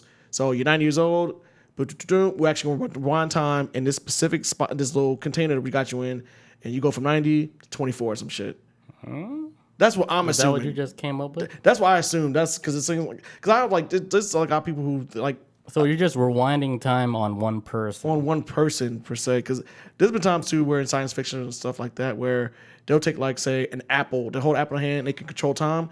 Instead of rewinding time around them, it's on a specific object. So it'll be like, hey, time goes forward, right? Like just apple turns right. One apple. Yeah, and then time goes backward. Apple's like fucking brand new. That's what I was assuming what that machine was. I actually thought about it just a little bit. So maybe he might have been using like time travel to go in the future and get like medication from the future. You could use it for that, yeah. And then be like, hey, you guys should use so and so, blah blah blah. Prolong your life. It can help you live longer. It says in rooms. Okay, so this is with the giant rock, right? In rooms excavated beneath its massive boulder known as Giant Rock, a man named George Van Tessel claimed to receive the blueprints for eternal life through psychic communications with extraterrestrials. Located in Mojave Desert near Landers, California, Giant Rock is a massive 7-story, and this rock is big as shit, 7-story tall chunk of granite thought to be the largest freestanding boulder in the world. The rock is in the middle of a dry lake bed. It was a sacred site to Native Americans who called it the Great Stone. The fabled giant rock was attracted the first native nomads hundreds of years before the settlement rose from the dusty ground. So this is like old school, right? It's been in a sense like way back in the day. Native Americans used to chill out there. Wait, what state is this in? This is the Mojave Desert. So what? California, right? California, there? Mojave. Yeah, California. Yep, it's California. I'm sorry, located in the Mojave Desert near Landers, California. There you go. Yeah, I never heard of a big rock like that out there. Yeah, it's 7 stories tall, man. That's big as shit. Is it randomly there? Like, no, there's no other big rocks nearby. It's just like- one big ass rock in that one place. That's what it sounds like. Because this is supposed to be like the world's. It's supposed to be okay. This says like 7-story tall chunk of granite thought to be the largest freestanding boulder in the world. So it's just like a big ass fucking boulder that's not like it's just there. So it like when I looked at the picture of it, it ain't nothing like that around it. Like no, I mean it's California. So it's probably got mountains out there too. But as far as like a boulder just sitting out there, It just stands out. just sitting out there. So I guess it might be like You know what I would have done, dude, if they let me? Is that, I'll crack that shit why would you do that? to see the crystals. Why would you? Then you destroyed a possible communication device to UFOs. No, that's me verifying it's a alien device. Then what if you doomed humanity by that shit? You know, like what if we're all dead now because you I would say sorry. want to get the crystals and I would say sorry. make a necklace? No, we're dead. We're gonna Sorry, die. humans. Well, humans, they did a lot of fucked up shit already. And me cracking a stone, that's nothing. That's like a butterfly bouncing on your mom's nose. Not your mom. I don't know I'm what just that even. speaking- I don't even speaking know what that metaphorically. means. I don't even know what that even means. But that's crazy. I would smash that crystal, though. I mean, that rock. To see if 7 there's stories? crystals. Yeah. Because, I mean, crystals, they hold informations, man. That rock seen shit. I was thinking like this too. What if that boulder came from space? Wait, Tom Fox says they cracked in 2000, according to Wikipedia. So the What? rock, So the somebody rock did crack already it. cracked. What Was was it in like it? was it like a crystal rock? Like I know when it cracked, like water gushed out. What was in it? Like a gusher? Was like juice in it? Yeah, rocks are like that. We went to a gym show, right? They said they cracked a rock and all this water came out. Damn, that's kind of disgusting though if you think about it. Yeah, Like what if it was like rock, like rock shit? maybe. like what if rocks are like living people too? Rock's Like, been around for a long beings? time. Yeah, but I was thinking about with this rock, what if it fell from like space and then, Could be. and it's just been sitting there, and the Native Americans like it's always like a sacred site and shit. So Yeah. It holds like all that spiritual power because it's a crystal, it's a stone. yeah, Holds man. all that knowledge from whatever galaxy it came from. It's like a memory card. Hey, yo, for real, all the information's from beyond. Yeah, you hold memory through like crystals. And what's funny about that? There's a crystal in our head right now. In all of our heads. Yeah, we have a little crystal in our head, dude. So what does this crystal does for us then? It If it's stores not- memory. It's like What a if- little what if it's- memory card. Like the brain? Is that what you mean? The brain or a crystal? It sounds like the brain you're talking about. The brain is just the one that functions. But then the crystal is inside The the brain brain. is like it's not the computer. The brain is just like the mechanical part that it communicates from the crystal to the brain. to the brain. Then the brain does the work. Work hand in hand. Right. It's just like your heart too. Your heart knows more than your brain. I don't think your heart knows anything. It's just the heart. No, your heart knows more than the brain. It holds more information. Like I'm saying, the brain is just like a motor. The heart is not really like a motor, like whatever, like they said, and like you know how it pumps like blood and shit. But it's actually like kind of like the brain, or it's Yes. more like the brain. I don't know shit about the human bodies. That's what I'm trying to think of. Like I can't agree or disagree with it because I'm like I don't know. I just know like Just think with your heart. I think like the heart is like pumps blood through your body like oil through a car, and your brain is the engine. Just follow your heart, dude. I don't know what that means. Follow your heart. Man, let me finish this damn story, man. The fabled giant rock has attracted the first native nomads hundreds of years before settlements rose from the dusty ground. The granite stone and surrounding ground have been held as the holy ground by Native Americans.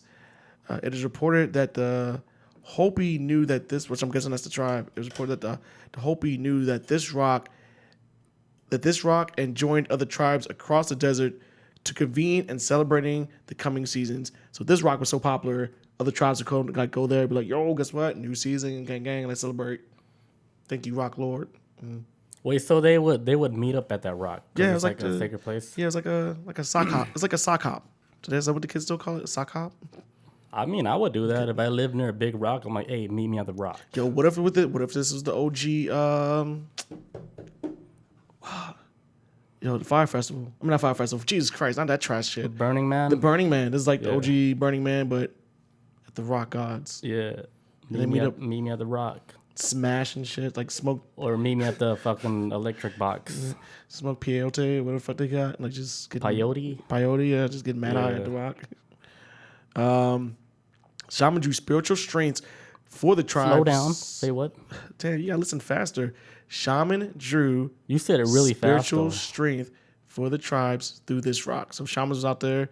They also drew. Shaman Jews. They drew energy from it. Oh, Drew. Oh, not Jews. Drew energy.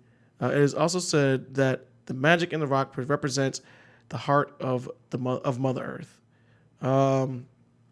So years before, like Van Tassel came, like the guy who winds up like setting up shop there, starts using it to communicate with the gods and all that, not the gods, to the aliens, and he winds up trying to like build this time machine. There was a guy before who was also there, right?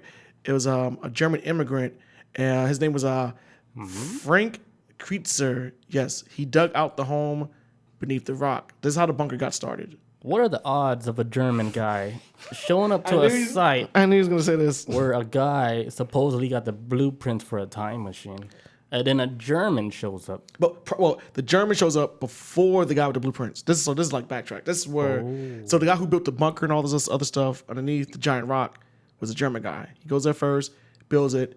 He must have knew something about it prior. And he had to, because before Van Tassel shows up, Van Tassel hears the story, shows up there, sets up shop, and that's when he's like, "Oh fuck, I'm communicating with extraterrestrial life. They're telling me I need to build a time machine." So German guy was there first. Were they all sober when they did all this and they were able to get contact with aliens? I'm assuming because how's a German man going to come to America and go straight for the rock? He's a German immigrant. He had to know, right? He went straight there. Because that's really odd. Not to mention too, this is back like within like I'm assuming like the late 30s, early 40s. Depending on how you hear it, how the story was about to go down. I thought it was the 60s. No, I think Frank Kreitzer might have been maybe in the 50s or 60s. Oh, actually, I'm sorry. 1947 was Van Tassel, the guy who showed up there to build the stuff, to communicate. 42 was when the German guy was there. All right. The German immigrant, Frank Kreitzer, dug out a home beneath the rock where he lived there a year round, right? So he was like a spy because at this time was like World War II times, right? Damn, you must have read the story. No, I didn't. Because it all falls in the timeline. It goes right in that direction. But yes, that's like so. Frank winds up building like a bunker down there, and he possibly due to Frank's shortwave radio hobby, he basically had like an antenna mounted on top of the rock. He started falling under suspicion of being a German spy in 1942. Police raid was mounted on the subterranean home, and Frank was killed when something that was rumored to be like a tear gas canister ignited inside the bunker. Like I guess they threw it inside of there, whatever, to draw him out. Yeah, it ignited something within the bunker, and ignited his cache of dynamite used for mining, and blew that whole shit up. So damn, gas canister was thrown in there, destroyed the whole project, huh? Blew all that shit up. Motherfuck. Yeah, so it's like, and they killed him. So we'll never know anything. When I read the story before, I was like, what if they was trying to cover it up? Just like, you wipe out all evidence. Like, if Frank don't want to ask questions, guess what? He ain't going to talk. We ain't going to find, nobody's going to ask him questions. So, tear gas, blows him up. Yeah, because maybe they already got all the information that they needed, so they need to sabotage that shit so nobody else get a hold of that type of knowledge. Because power is knowledge. Yeah, man. Oh, wait, knowledge is power. Straight up, man. The more... Facts. The more you know, the more you can manipulate. Like, facts. If you like, if it's not facts, you can make it facts.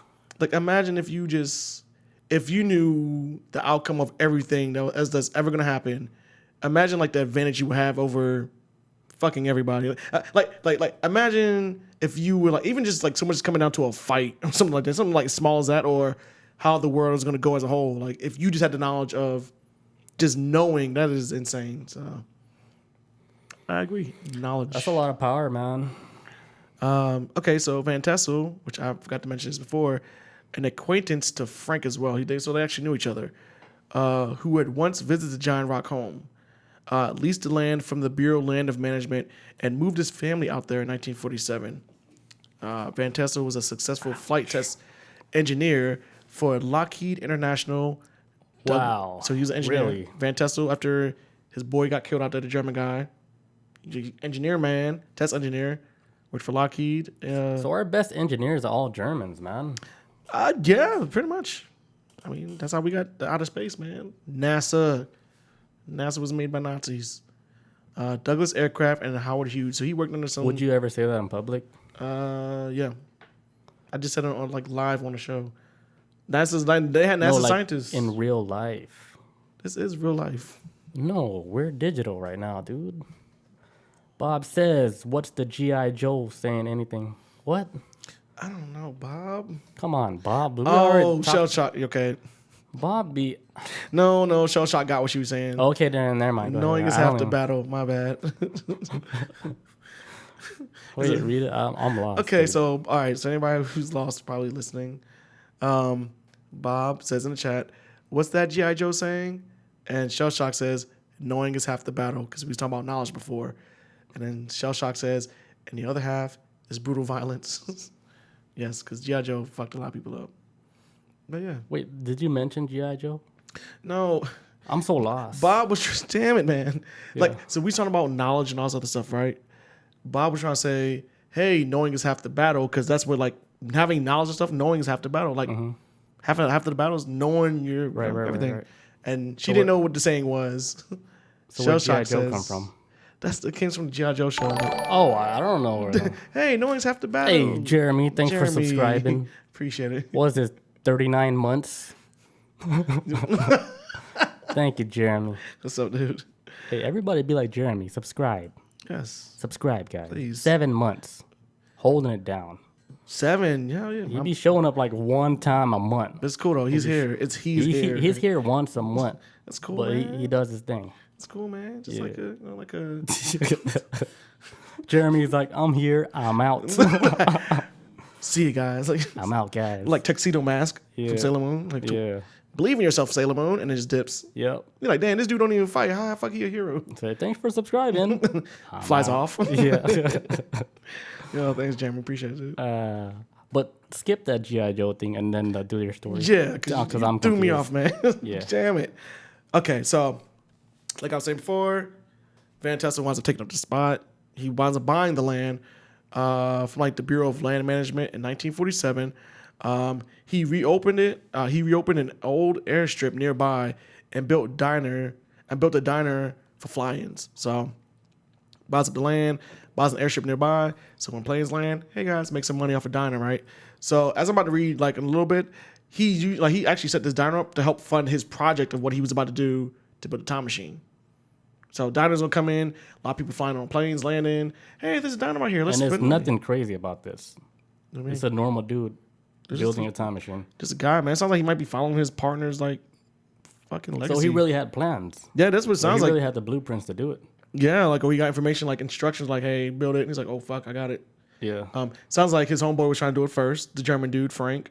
Frank gets killed because he's accused of being a German spy, because that's how America was rolling back then. They thought everybody was a spy. And homeboy gets killed. He's like, I'm gonna pick up the slack, what he was trying to set up. And now I'm gonna move my family out there, and we all gonna just live out there. I'm gonna put some money into this project I'm about to do. But in order for me to do this, I need to open up an airstrip. I'm gonna open up a diner at this airstrip, so when planes land, I'll take the funding from that, put it into a project to build this time machine shit. It says Van Tassel believed the rock's crystalline structure possessed great channeling powers by virtue of the piezoelectric characteristics. In 1953, Van Tassel began to conduct weekly meditations in Frank's room under the boulder.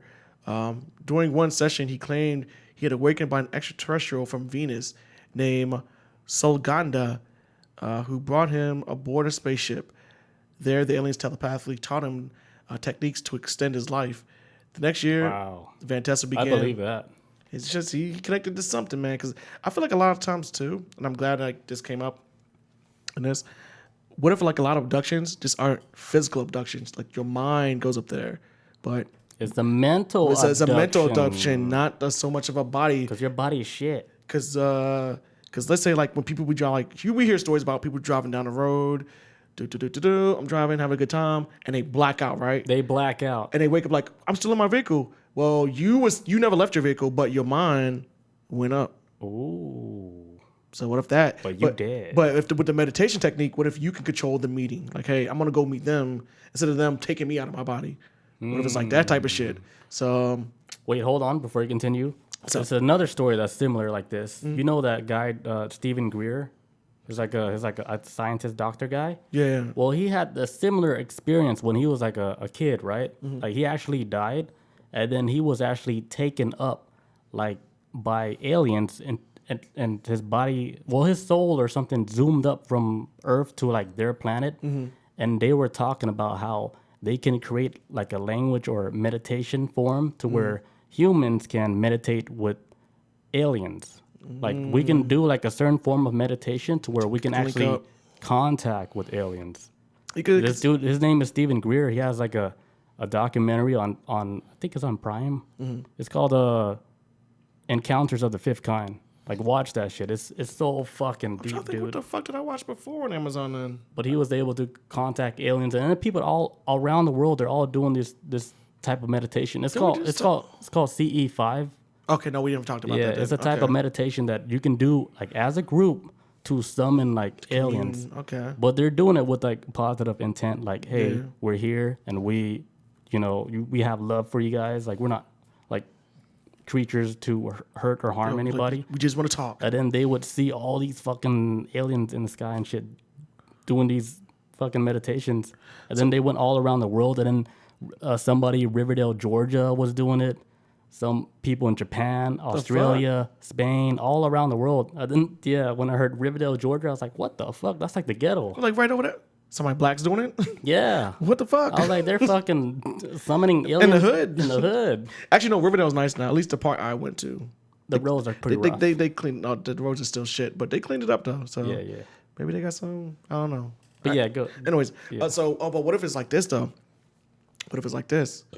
What if the reason why these abductions or whatever on a mental level is because they understand the human soul more than we can ever understand it. Because this is still just a shell. If you want to get down to the nitty gritty of like if we have a soul, what is like, hey, like contacting the human body is like, what does that do for us? But let's contact their soul, the true essence of what's in them. What makes you? What makes you? Because this shell, like what's in you, your soul. Yeah. When it passes on, and let's say if reincarnation is a thing, like you could look like something else some other time, but this is just a shell for you at this moment. But we need to get to the nitty gritty, of what's in you. You know what I'm saying? The inside. Yeah, that's what like makes your personality and everything. Yeah, it makes you who you are. That's the life source in you, man. That's like why like when you're born at a certain time and shit, and you look at through your astrology chart and why it resembles your personality so much. It's because you've been reborn so many times.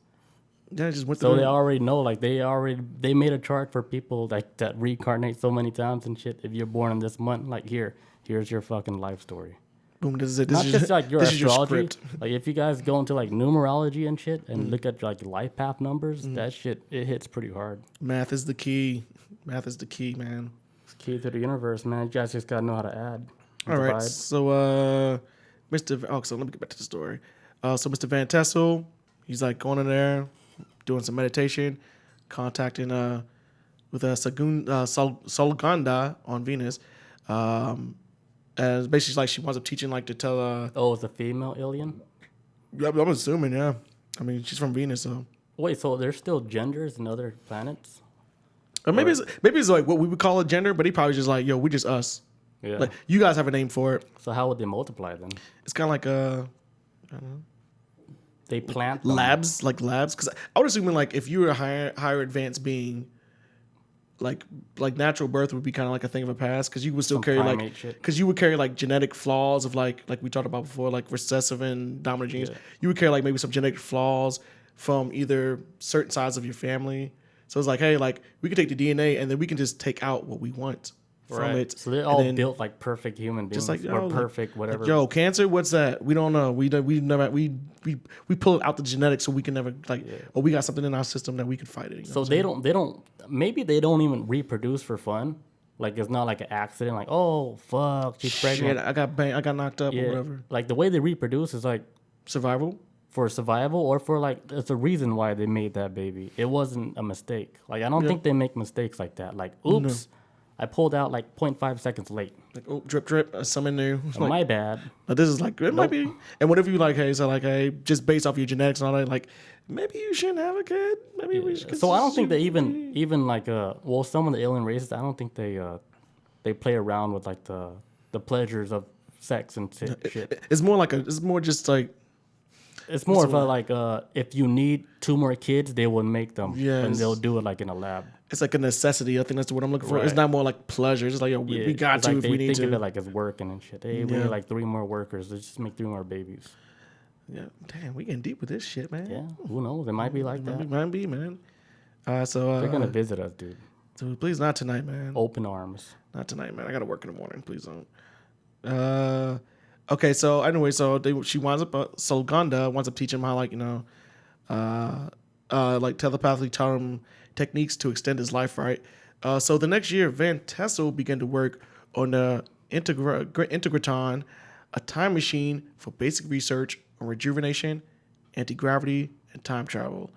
And he claimed it was a modern version of the Tabernacle of Moses. Now, Tabernacle of Moses. yes, so I actually had to look this up too. What is that? So the Tabernacle of Moses was this temporary place of worship by the Israelites, built according to the God's specifications. Hold on. Israelites? Israelites? What is that? It was like Israel. I never heard it said like that though. For real? That sounds pretty crazy. You never heard it called like that? Israelites? Yes, it's Israel, yeah. Damn, that Like sounds people like in Israel. powerful. Yeah. Okay, so like I was saying, like the Tabernacle of Moses was a temporary place of worship that the Israelites built according to God's specifications while wandering in the desert and used until King Solomon built a temple. So basically, like before King Solomon, back in the biblical days or whatever, before he built a permanent temple, they was building like, hey, let's build like a temporary spot to worship our Lord here until we get like a permanent structure built. That's what old dude was basically considering as like, hey, this is temporary. Like what I'm doing right now and trying to build, this is just temporary till we get something way bigger and way more massive to get our shit going. So this is only the beginning, guys. Just wait. Like this is y'all ain't seen shit yet. Basically, that's what I'm assuming that's what you meant. What did he end up building? Well, let me continue. Let's see. It says next year. Okay, build a machine. It says he claimed. Okay, he said it would recharge energy into living cell structures to bring out longer life with useful energy. Van Tassel held the first interplanetary spacecraft convention March 1st, 1954. And he said and basically like thousands of people showed up to this thing 2 weeks holding the convention to get people to go there. And they gathered at Giant Rock annually for the next 23 years to share their stories. So basically how this all ends. And also like all the people like who was paying there to just go to this event, all the proceeds that he got was going to building this machine, right? But it says like Van Tassel died just 2 weeks before completing Integratron. An important piece of the machine, including its copper wire core, disappeared shortly after that. So the G-Men probably went and scooped all that shit up. Okay, that's suspicious. Because they went there before, take out German dude, supposedly because he was a spy. And if you would go with that claim as police, like, yo, if there's World War II going on, there's a German spy here, nobody's going to question that shit. Everybody's like, yeah, you got him. But if he was actually trying to do some real shit, communicate with aliens or Venus or whatever. So his shit pretty much got sabotaged before he completed everything. Or somebody took his ass out before he was done, and then they came sabotaged. They took his coils. and it was probably like, hey, like His Tesla coils. Yo. And so they showed up there, and then more than likely it was like, hey, like he's dead. We're taking his land and all this shit, and because this is all on the land, this belongs to U.S. government, and it's ours now. The end. And then you fast forward like a couple months, and then the U.S. government is making a time machine. Dun dun dun. It's like, you guys want to see a dead body? And then they go back to JFK when he got shot. Because around that same time too, that was when they was coming out with Time machine. Hadron Collider and all this other shit started coming out too. Like this was the 1940s was the peak of everything that's sci-fi right now, from time machines to teleportations, from space guns, human cloning, everything. alien technology, everything you can multiple imagine. universes like Twilight Zone, like just it all happened after the 1940s. After World War II, it was. And it was started in 42. The first guy, Frank, started in 42. His friend started in 45 after he died. And then it's funny how we came up with all this technology later. Yeah. Slowly started advancing. They gave us just a little piece of that sweet Atlantean technology. Just a little bit. Like, hey, here's how computers work. Have fun with it, humans. And we're here today with TikTok. I don't know if that would be considered advanced. That's just more like a... Yeah, it's a branch off from their technology. I mean, everything is. Yeah, for the most part. Yeah, it's like, just imagine like us talking to a live it audience all connects to right now. The original... Crazy through the fucking internet. Yeah, man. Radio waves and shit. This is not our shit, dude. Because radio waves can go out. Cause I believe he was trying to really connect like with somebody out in space. Because radio waves can go out in space and like boop, boop, boop, can like communicate. But either way, man, the G-men showed up. They took all that shit. It's probably in Area 51 because it was in the Mojave Desert. So Area 51, like just drop it off over there. Put it down there with the fucking alpha zombie. Like, the government sees all, man, because they got like I think they have like this special little alien creature that they captured, where the alien creature can see everything that goes on, like on the earth and shit. Like if something were to happen, like let's say an alien just dropped off at somebody's house, this little alien would be like, "Teet teet teet, hey, somebody's at Chris' house and it's not a human." Boom, MIB show up at your house. Hello, Chris. How are you doing tonight? You're like, yeah, not much, just chilling. Anything you want to talk about? No. Are you hiding anything? Maybe. Kick the door down. Probably. I mean, sure. Vaporize you. Like, take the little alien and just take off. Committed suicide. Yeah. Chris was found in his apartment, committed suicide, and then he died from black mold. Like yeah, the natural causes. The reason it's so funny because my neighbor, like I told you before, my neighbor got black mold in his apartment. So yeah, what if they were setting it up the whole time? You know. Bob says, why are they called G-men, government men? Oh, government men. Yeah. You call them alphabet boys. Like I was gonna ask you too, like what the hell is G-men? G-men? G-men like government or I was thinking like G unit. Was that Gorilla Unit? Yes, Lloyd Banks showed up there and fucking they took all that tech. Yeah. Shell Shock says negative. I am meat popsicle. With G-men?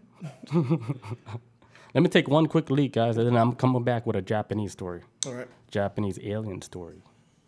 Don't go nowhere. All right, guys, what's going on? What's up? All right, we're gonna start on another Japanese UFO story. Because I know some of you guys like missed the first half of the Japanese story, where they found a little not Japanese, but they found a spaceship in the ocean. They took it and they found a little female. Yeah, redhead girl. Yeah, she was bad. She's a bad girl. She was a baddie. She was hot, but they let her go. But yeah, I got another Japanese story. It's about the mysterious keyhole tombs. So, existing for over 1,600 years.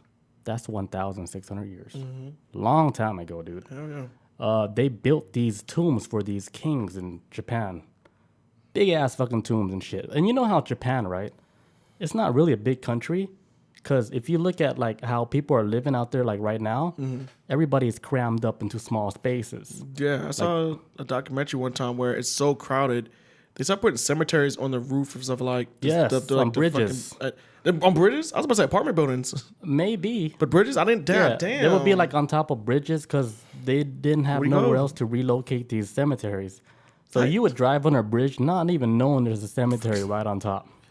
How you gonna visit your people? That's why Japan is so haunted. It's like everything is so like compact and shit. You don't know where to store these dead bodies. It's not even a good resting spot, man. That's why them spirits be like, yo, why I'm on top of this bridge? Right. They're I have to like, bring this shit to the ocean. damn it, hearing all these cars. Can't even rest. But yeah, so Japan, like you already know, like this place, everything is all crammed up. Everybody live in houses where you don't really have a lot of space. It's like if you would look at a house, like for example in Georgia, you look at their backyard, huge backyard, Yeah, for massive. no reason, and that backyard will be the size of like 3 families that live in Japan. Damn. You know, because everything's all crammed up. So like the point I'm getting to is like this location with the key, right? These big keyholes. Like if you look at from a top sky view, you look at these tombs.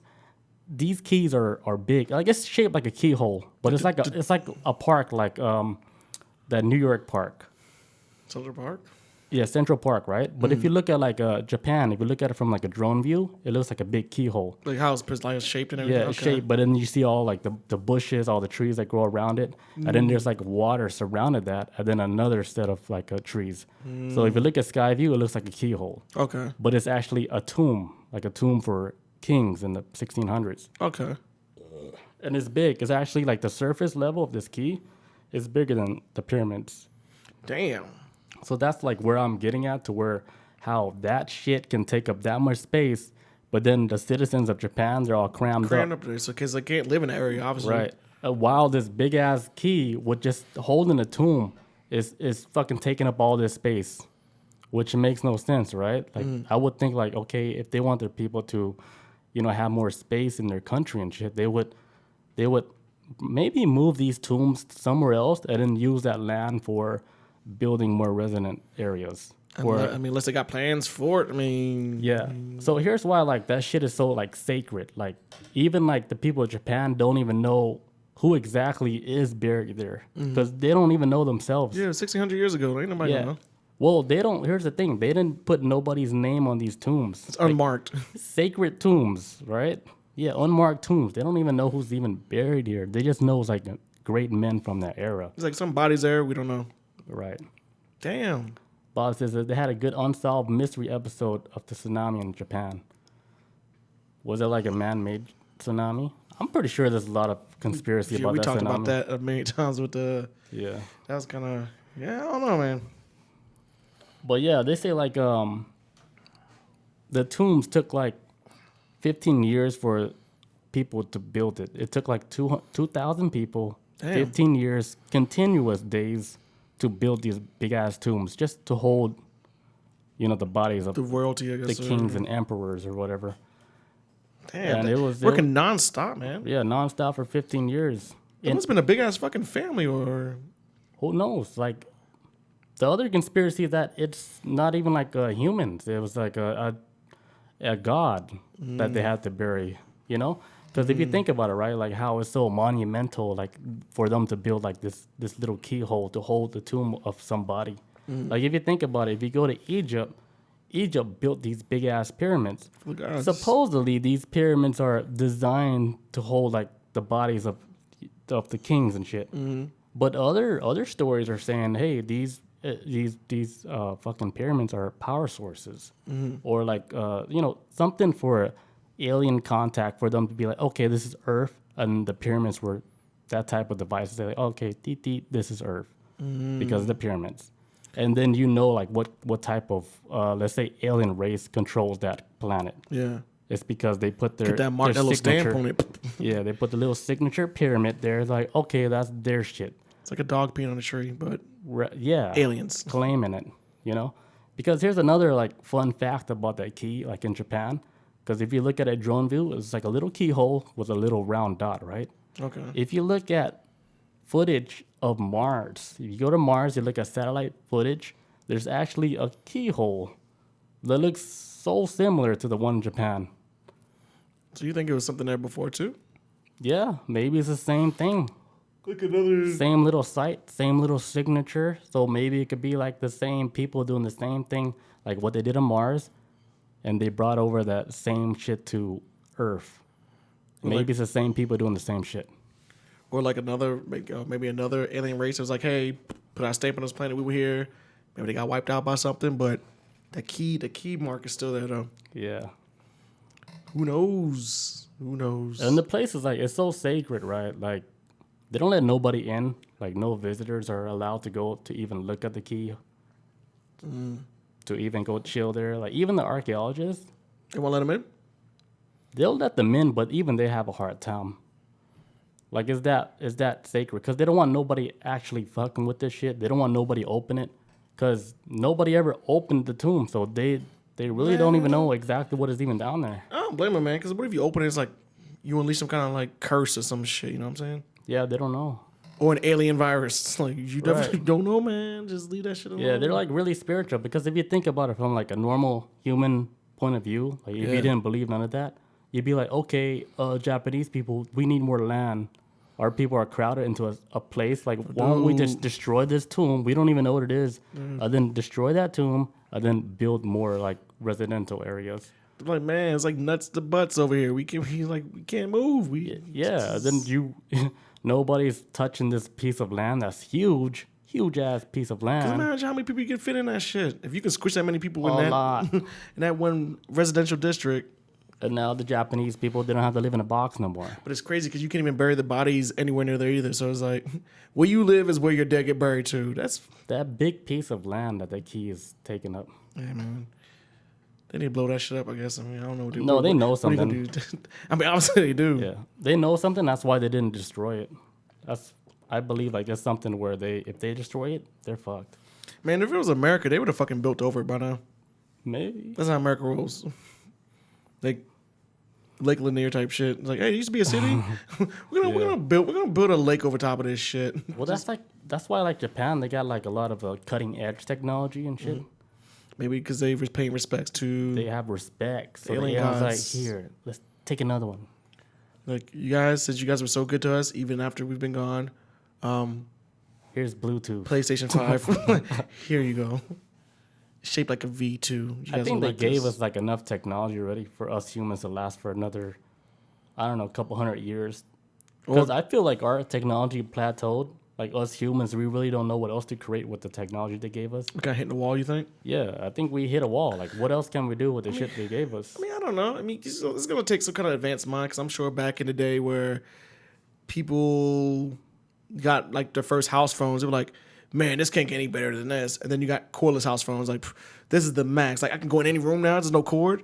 No, I'll guarantee nobody was even thinking about like a fucking phone in your pocket that you can just have and watch porn on or just play games on. You know, that shit is like so far out there of like an imagination. It takes like great minds to even. But I think like we maxed out like on the tech that they gave us. Like we maxed out on the potential of what we can do with it. Mm-hmm. You know, unless they give us something new again to where we can branch off of that. Because like right now, I don't see like tech like getting any farther than what it is now. As far as the shit that we have now, I think we stretched it out to the end. I don't know, man. It's like the cell phone shit. One day it's gonna be like, hey, like we went from having cell phones in your hands in your pocket to now it's installed in your fucking ear or some shit. You know what I'm saying? Elon's doing that. Like it's gonna be some wild shit, man. Yeah. Some shit I can't get on board with. Neuralink, that's what they're calling it. That Neuralink's gonna be like that too with the phone shit. Yeah, Neuralink is in your head.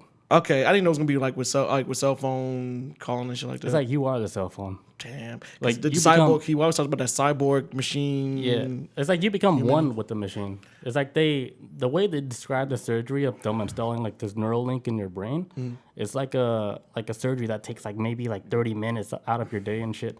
And they just installing. For installing. Holy like, shit, that's surgery. fast, man. They put like this like maybe like 30 minutes and they install like this fucking computer in your brain. And then your brain is able to tap into like, let's say like the fucking internet and shit. You're on the set of like, hey, like, I'll be like, hey, Neuralink, look up, da-da-dum. And only you can see it. So it'd be like within your line of sight, but only you can see it. Olivia says, remember the beepers? Oh, for real? Yeah, beepers, they came and went like pretty quick. They was in and out, yeah. I mean, I don't know if doctors like, still use them, but yeah. Cell phones came like right after that. Yeah, almost within, 5-6 years? Yeah, because that's how fast like the technology advanced. It went from like cell phones like that, like you're doing the T9 texting and shit. Oh yeah. It went from that to like a smartphone. Then the smartphone pretty much did everything like a computer did. And now it's like, fuck, we don't have buttons on phones anymore. That shit. Yeah, basically. Like I don't know anybody, at least as far as millennials go. Like how many millennials that's listening? Raise your hand if you got a house phone. Like that shit is obsolete. Now as far as like maybe boomers or maybe our parents' generation, like. And do your parents have a house phone? Yeah. See, my parents do too. And all they get is telemarketers now. It's like every time somebody's calling, like, it ain't us. It's not anybody, like, because we're going to call your phone. So why y'all still have it? But it's like, well, just in case, like, cell towers go down and shit like that. Got some landline shit, I guess. I mean, I don't know. They still got the landline holding down. So zombie outbreak happens, I'm going to you, mom and dad. I'm going to be there. We're going to call for some help.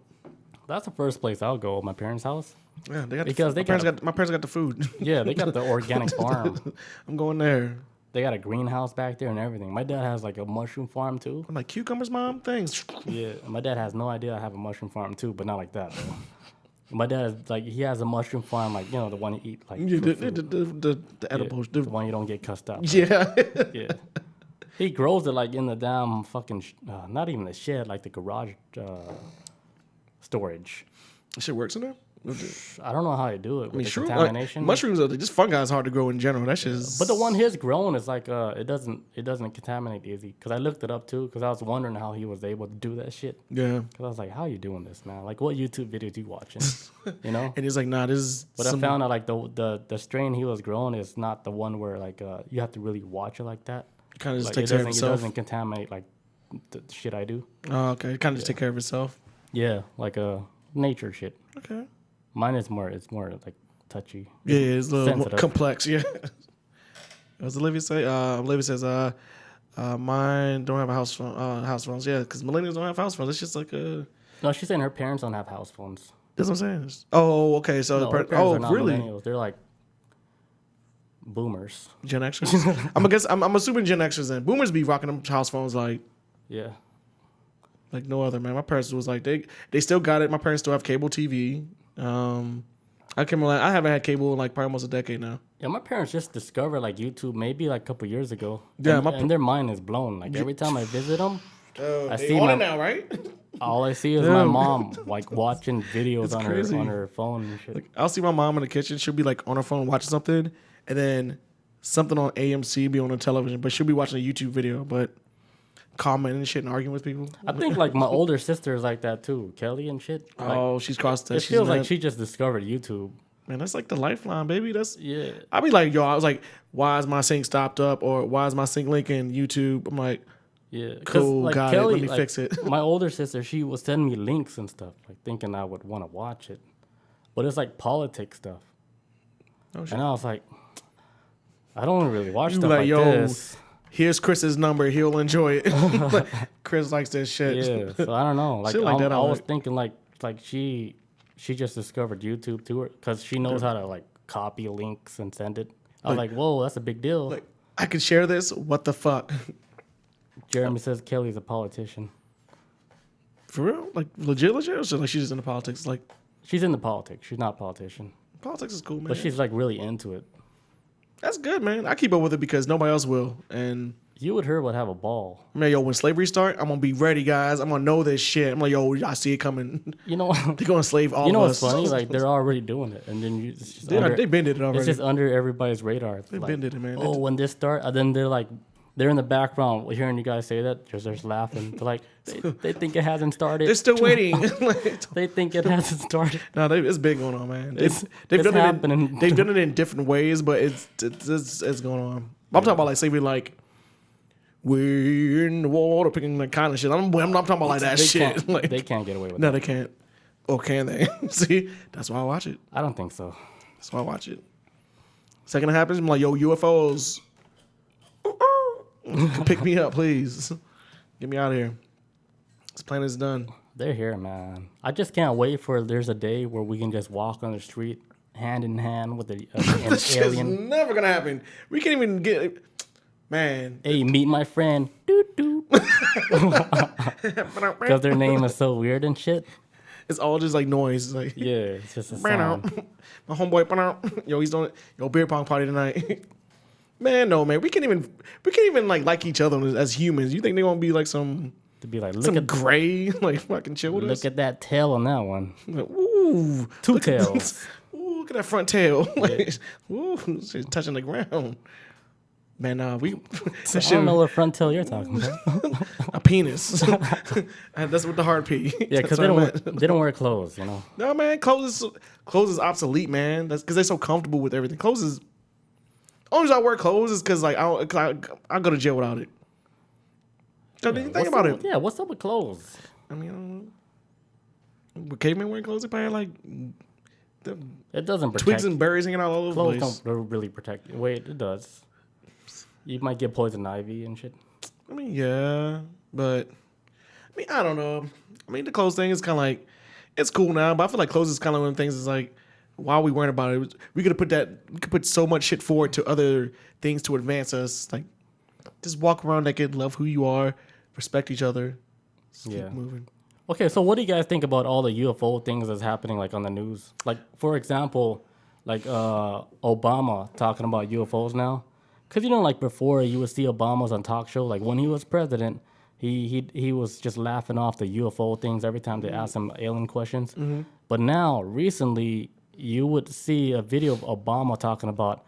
Yeah, he all with it was now. A serious video where he says like, okay, like we know like for a fact that these things are flying like in our airspace, moving at like weird angles, like you know how they're moving so fast. It's not like you cannot explain like that shit using like our technology. Yeah, but why they so comfortable being like, hey, God, like this shit hasn't been happening already for decades. Yeah. Why now are they cool with it? Yeah. Are they trying to condition us to get ready to be slaves to aliens?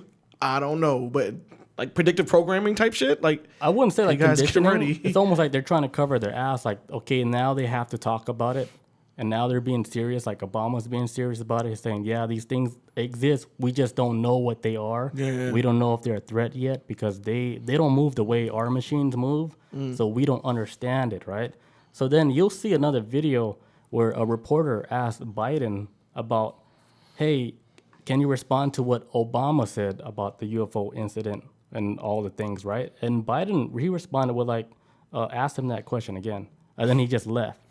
Almost like he's gonna he's gonna talk to Obama again. It's gonna, hey man, you better fix your story or whatever. Or he's gonna, I don't know, maybe he said, hey, just tell them. No one Biden was like, hey, President Biden, what do you think of like the sighting of UFOs? He's like, yeah, I don't watch college football. Next question. Yeah. Like, even like fucking out. Shit's out there. Biden's not ready. You ready for it, man? Tenema says, slowly making it comfortable for us. Yeah. For real, man. I told you. And like, that's what I was saying. Predictive programming. They had to use Obama to explain it. Who went to Mars already? Supposedly. It's kind of adding up now. He cool with me. Supposedly. If you guys like catched our last couple episodes, we talk about how talk about that. Obama teleported to Mars. As a teenager in the 80s, yes. Yeah. Might be all real, man. Tenendo says alien want one world order so we can get that alien tech. No, we already got the alien tech. Hey, Snake Eater. Snake Eater guy, thank you for following. Appreciate it. Bob Vila says intergalactic war. That's what I was thinking because I was listening to a podcast on the way over here and somebody threw out a theory. It's like, hey, like the U.S. government right now saying like this could be a threat to international security. This by that is like, hey, that's so dirty. If it's going to be a threat, we need to get funding. And of course, when it comes up, people want to get funding. And I've seen this with shit like the Iraq war or whatever. That's when politicians are going to start having like financial, just like financial interest in like whatever kind of company that wants to step in and be like, hey, whether it's going to be Lockheed Martin or any of these companies. SpaceX, Fox. Mm-hmm. SpaceX. No, go ahead. Never mind. Oh, sorry. I got thrown off big time. My brain collapsed. I thought you said some another language. I was like, yo, they got to him. They got him already. No, but I do think that the reason why they're letting us know is because, hey, we're going to hit a point where, hey, this is a threat to us, so we need to get ready to fight them. The aliens might be cool, but, you know, there's always a profit when it comes to war, and to the point where they'll fight another fucking creature from somewhere out there to do it. Here's what if they could get the resources. Yeah. Like here's what I'm saying about them saying like it could be like an alien threat. But like, come on, like how long has this been going on? It's not like this shit just happened. No. This is an ongoing thing for a long time now. It's even hieroglyphics showing like Egyptians like, yo, what's this being in the sky? They've been around for a long time. They didn't have guns back then. They could have been wiped us the fuck out. So look, like, as far as like the government saying like it could be a possible threat and they have to fight this thing, I think that's like a made up story. Because like, look, let's say like, okay, everything is real, right? All the aliens are real. They've been visiting us for I don't know for how long, even before the government even existed. Mm-hmm.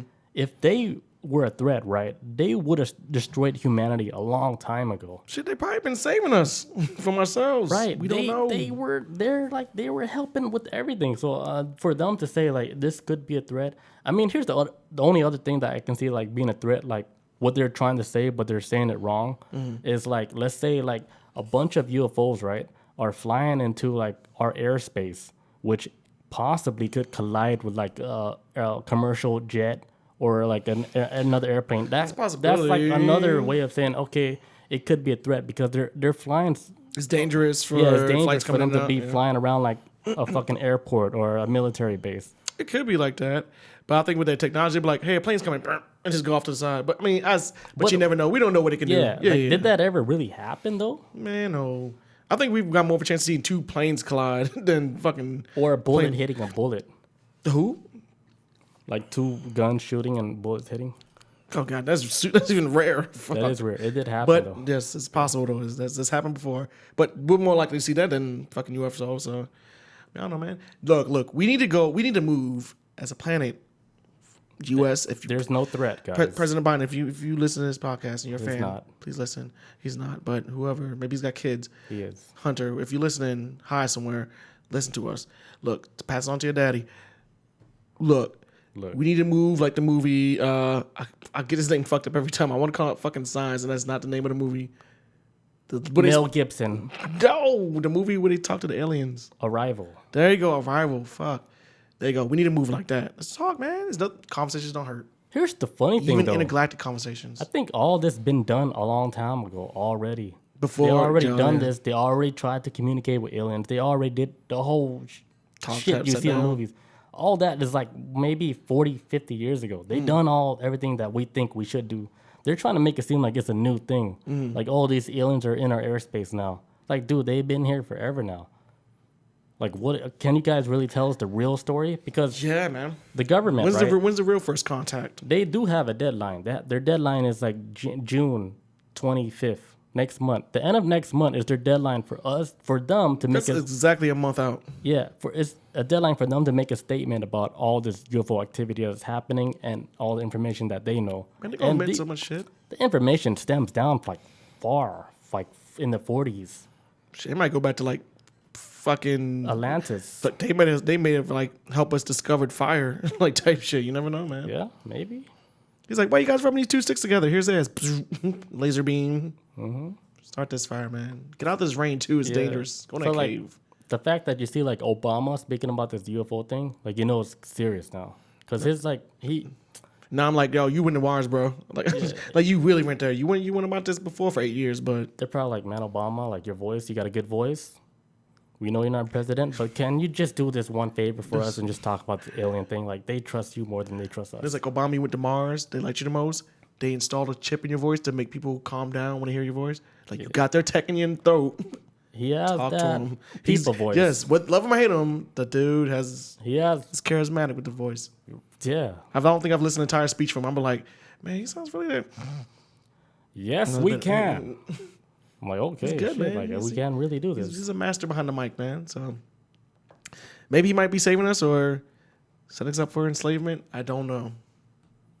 Who knows, man? It's just a voice, though. But I do think we are right now. We're hitting a point where this UFO shit is cranked up to like 11 right now. It is now that the get out of the government's like, okay, guys, you know what? We don't know. I mean, obviously it's probably a lie, but it's like they're at least admitting to. Before there's like weather balloons. Now they're like, no, we don't know. How dare they? So you guys were lying this whole time. So how about what makes me think that you guys are telling me the truth now? You guys been lying this whole time. Why I'm like, y'all saying yes, UFO, we don't know. No, y'all know more than that, but y'all just trying to like ease us into it. Because imagine like if we really do find out that fucking aliens exist, That shit. I mean, for us, we'd be like, yes, we were right. We like. I feel like most people on this planet believe aliens exist, but for like say like them real like super duper religious people who don't see anything outside of that, this might be like fucking destroy their bubble that they're in. This might be. Would it though? Yeah, I would assume so. I mean, not for like anybody that's religious, but for them super deep, like The one that believe it, like they don't word even by word. They feels like Earth has only been here for like 6,000, 7,000 years. So anything before that, Earth never existed. So there's no dinosaurs, no other shit before that. Like Earth has been here for 7,000 years. Yeah. Those type of people. So I mean, I don't know. I think anybody that believes anything like word by word, I question everything, man. you have to. I don't give a fuck what it is. You don't even know like who came in the 1930s to manipulate the text of the Bible. Hey, man. You don't know that. We don't know. The Bible might be like a real thing, like from the beginning, but just like a game of telephone, as the years progress, whoever holds the key to the Bible, they can manipulate the text. Yeah, what if it was like aliens came down, was like, hey guys, we're gonna give you this information, tell your people the truth about us, and then we guys gonna set you up to join to Intergalactic Federation. And the humans are like, cool, thanks, all right, cool. So I don't know who the fuck is Zimbo is, but we're gonna call him Jesus. We're gonna take him out a little bit. We're gonna change a little stuff. Give Jesus a wig, he white, boom, boom, boom. And aliens be like, what the fuck? Like, why'd y'all do that? We're like, we trying to help y'all out. He's Italian. Jesus was Italian, man. Jesus was a real person, real person, man. And I think he was legit, dude.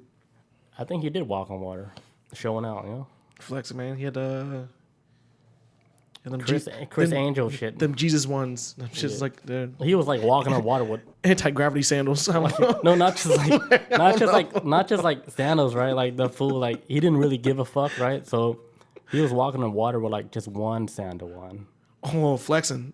Not flexing, but he was like, let me just do this right now. I don't know where my other sandal went. But he was walking on water with just one sandal. He lost it. He's like, oh, shit, I gotta hurry up. I didn't ever watch him. I was like, what the hell is going on? Like, did he purposely did that, you know? Damn. So, that's why, like, okay, it looks like he just has no sandals on, but he's got that one kind of like. And then when everybody's eating, right, it's like, someone was like, man, I wish we had some fucking alcohol. It's like, who said that? Who said that? And somebody wants to turn up? Like, pour that next glass. And then it's just wine. Oh. He's like, holy shit, he turned it to water. Jesus, it was water. Yeah. It's like, what else, guys? So I'm going to turn this water into funk. You ever seen that show? You ever seen that show on Netflix? It's called The Messiah. No.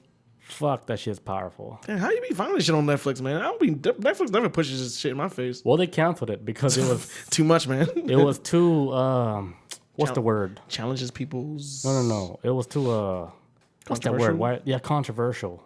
Where the people like, you guys can't talk about the Messiah like that, you know? It's about Middle Eastern? They're like, hey, this is a made up story. We're depicting like an idea, like a story from, you know, what they think could happen like in the future. Like as a modern day Messiah. Whose religion was it on? Was it about Jesus? Islam, I guess. Oh yeah. You don't talk about that shit. They take that shit like. I think the director got shot already. It actually makes sense. I just made that up, but they canceled the whole series. It actually makes sense too how like they have this thing where there is no pictures of their Messiah at all. Mm-hmm. Because if you do have something like that, then next thing you have like, what would Jesus do? T-shirts type shit, or like it becomes a thing of a prophet, and it's no longer taken seriously. So I mean, I get it, man. It's a good ass series. Like, watch it. And this coming from a non-religious person, I see where they're coming from. It's like when you turn it to like something that's like as a cash grab, or like it's how you gonna get people to believe in it when it's like you guys are treating it this way. Right. So you know how you like convert somebody from somebody that's like non-religious to a religious person? Shrooms. DMT? Psychedelic trip. No, I knew it was going to be one or the other. No, a real psychedelic trip. Like a real one. A real one, where you actually see shit to where you're like, holy shit, this whole thing with spirit world, religion, it probably all stems from this. Because if you go back into like all these other religions, like if you look deep into these religions, right, a lot of the religions, it stems from something like to where it's like in a psychedelic effect. Yeah, that's what I think what happened to Jesus. I straight up think that's what happened to him. I'm like, yo, Jesus had like a trip. He was like, holy fuck, I saw something out there. I don't know, but I feel like I need to carry on the word. I'm just saying, because if you look back on like how Jesus was as a man back then. So you're saying Jesus is a psychedelic guy? So he was like a hippie dude, and he was getting some followers. Thing is, though, Roman Empire wasn't happy about that shit. It was like, yo, who's this guy going around, got all these followers and shit? And he got like people who were rejects of society, like prostitutes and all these other people. They're his followers, and it's getting bigger and bigger. We don't like that, and of course, as we all know, established powers don't like to be challenged by especially some outsiders. So I feel like he probably had like some kind of awakening on something, and he was like, yo, like, this ain't how we supposed to live, man. Let's just enjoy ourselves as people, because it's all peaceful shit. And it was like he was accepting outcasts into the group too. So yeah, I may not believe in a God or anything like that, but I do believe that Jesus was a real dude, and he was just open on some other spiritual shit. And maybe over time, it was like, hey, yeah, Jesus believed in something. Because for all I know, whatever Jesus may have been believing in, it might not be what they're telling us that he believed in. It might be something completely different. But for the sake of for the argument, let's say it was Jesus, like for God or whatever, and yeah, I was like, they didn't want to be challenged on. I think he was like on some real movement shit, and that was it. They crucified his ass in the end. He was too much. I was like, what? This dude got this group of misfits. They had like, what are they doing You out don't here? get canceled talking about Jesus like that. I think that's my theory on it, man. Real shit. I think he's just a dude that was like, You say talk about his ass. what? It's just Jesus. I mean, yeah, just saying. Cancel the ass part. I mean, I don't know. My Sorry. boy Jesus. See, Man, Jesus. Jeremy, 100% good theory. I think Yeah. it starts from somewhere, man. Like he went against the establishment. Yeah, it's a real thing. It happened. I believe that it all happened. Like he spoke out against all that shit, and they didn't like it, so they Gotta go. guess what? Like if you're speaking against like something against what they believe and all this shit, like you say you're the son of God. Okay, we're gonna light your ass up. Or on some real shit. What if it been like this too?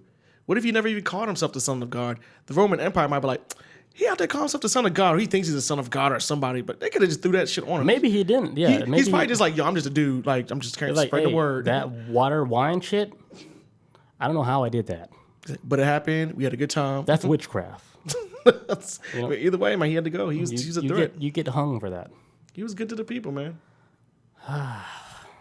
That is wild, man. But that whole Jesus story, I think it's real. The I whole think it's legit. Jesus story. You see it all the time. I mean, if you go back to our time traveling episode where the government guy, he went back time travel to where he didn't time travel, but he actually saw a video of Jesus being crucified. Oh, with the Chronovision. yeah. Yeah. So they said the government had a technology where they can actually show you what happened at a certain time and place and shit. And they actually, everybody as a group, they watched Jesus being crucified. They saw, ladies like praying for him. They saw the spear that struck him. Yeah. And then they also saw the moment where Jesus, where they put him in that cave and stuff. And they saw the resurrection. They actually saw footage of the resurrection of Jesus. And this is a person that supposedly did time travel with the U.S. government. Send them back, A man. person that's still alive today, and Yeah. his father was in the CIA. He's a lawyer now, but he was talking about him doing time travel technology back in like the 60s, 70s, like with his father as a kid. He met Obama. And yeah, he met Obama as Obama was like a teenager. Obama was actually teleported to Mars. man. This It's guy- a wild story. If this- you guys listen to yes. our old podcast on the I think it episode was on time travel. Yeah, I think it's like maybe 2-3 episodes ago. Maybe 2 episodes ago. Yeah. Yeah, but he was like taking class trips to Mars and shit. Like it was wild, man. They had a bunker. It was wild. Yeah, most of the stories like we talked about, like it's all everything ties in together. Everything we talked about, On some ways, like yeah, like how Hitler fit into the story, how Jesus fit into the story. Like everybody played their role, all around the world. It all at the it's very like one center, big puzzle. at the very center, aliens. I don't know. Aliens. Because here's like another thing, like the dude when he was doing time travel, right? Like when he was in the time travel phase, he actually saw aliens like right beside him, almost like they were just watching him, like observing, like okay, these guys they discovered time travel. Oh, you talking So about they when were he like went above to all that the shit. chronovision? No, when they're doing the physical time travel. Oh, okay. Because somebody asked him the questions like, "Hey, did you ever encounter aliens?" And it's like, well, there's this one time when he was doing time travel where he actually felt like the presence of aliens like over him, watching him, almost like watching to see like, hey, what are you guys gonna do next? Like they're just above all of it. Like they know exactly what humans are doing. Like they're on like another dimension like above the dimension that we're playing in. Yeah. Because it seems like humans, like us, right? Let's say we're able to do like time travel, but we're only doing it in our dimension. Yeah, we can't go outside of Yeah. it. Yeah. And aliens is like, well, the aliens that's like above us is like aliens that's like multi-dimensional aliens, where they can go outside of actually it. watch us. They can observe what we're doing and shit. And he saw them like as those type of people that were observing him when he was doing time travel. Yeah, you call them like I think that's a weird thing they got in Marvel Comics. What they call those, gods? Nah, man. I think it was like Marvel. They call them like watchers. Like they don't intervene in any kind of way. Right. But they right, just right. watch events unfold. It is like we're seeing your evolution, people. But if y'all get out of hand, we might have to check y'all. Yeah, if they get out of hand, I guess they gotta jump in, right? Yeah, or they send somebody in to take care of us. I don't know. Just like that movie, that Marvel's movie that's gonna come out, Eternals, where the gods they've been walking among us like forever. And Whatever, then man. it's gonna be a time where they're like, okay, You saw the trailer? Yeah, I saw it today. It was like they was influencing us, like technology. Like, yo, we're gonna teach you how to fucking.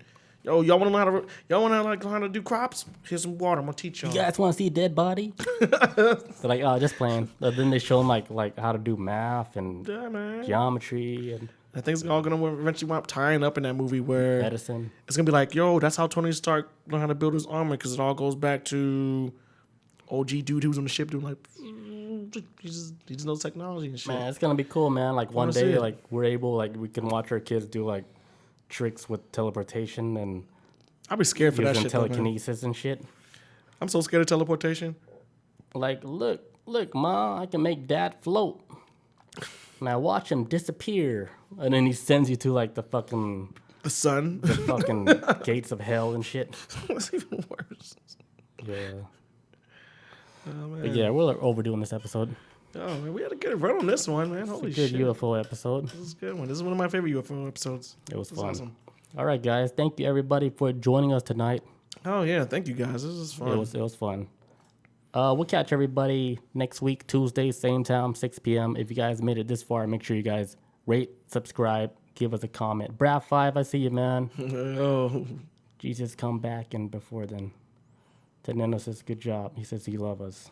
I love Actually, this he loves the show. Hey, we love Thanks, everybody man. in there. Thank For you, real. Tenendo. Thank you. Thank you guys for like sticking around. Tom Fox.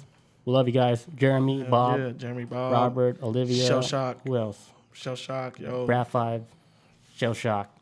Let's go. We'll catch you guys next week. Yes, sir. Peace out. Adios.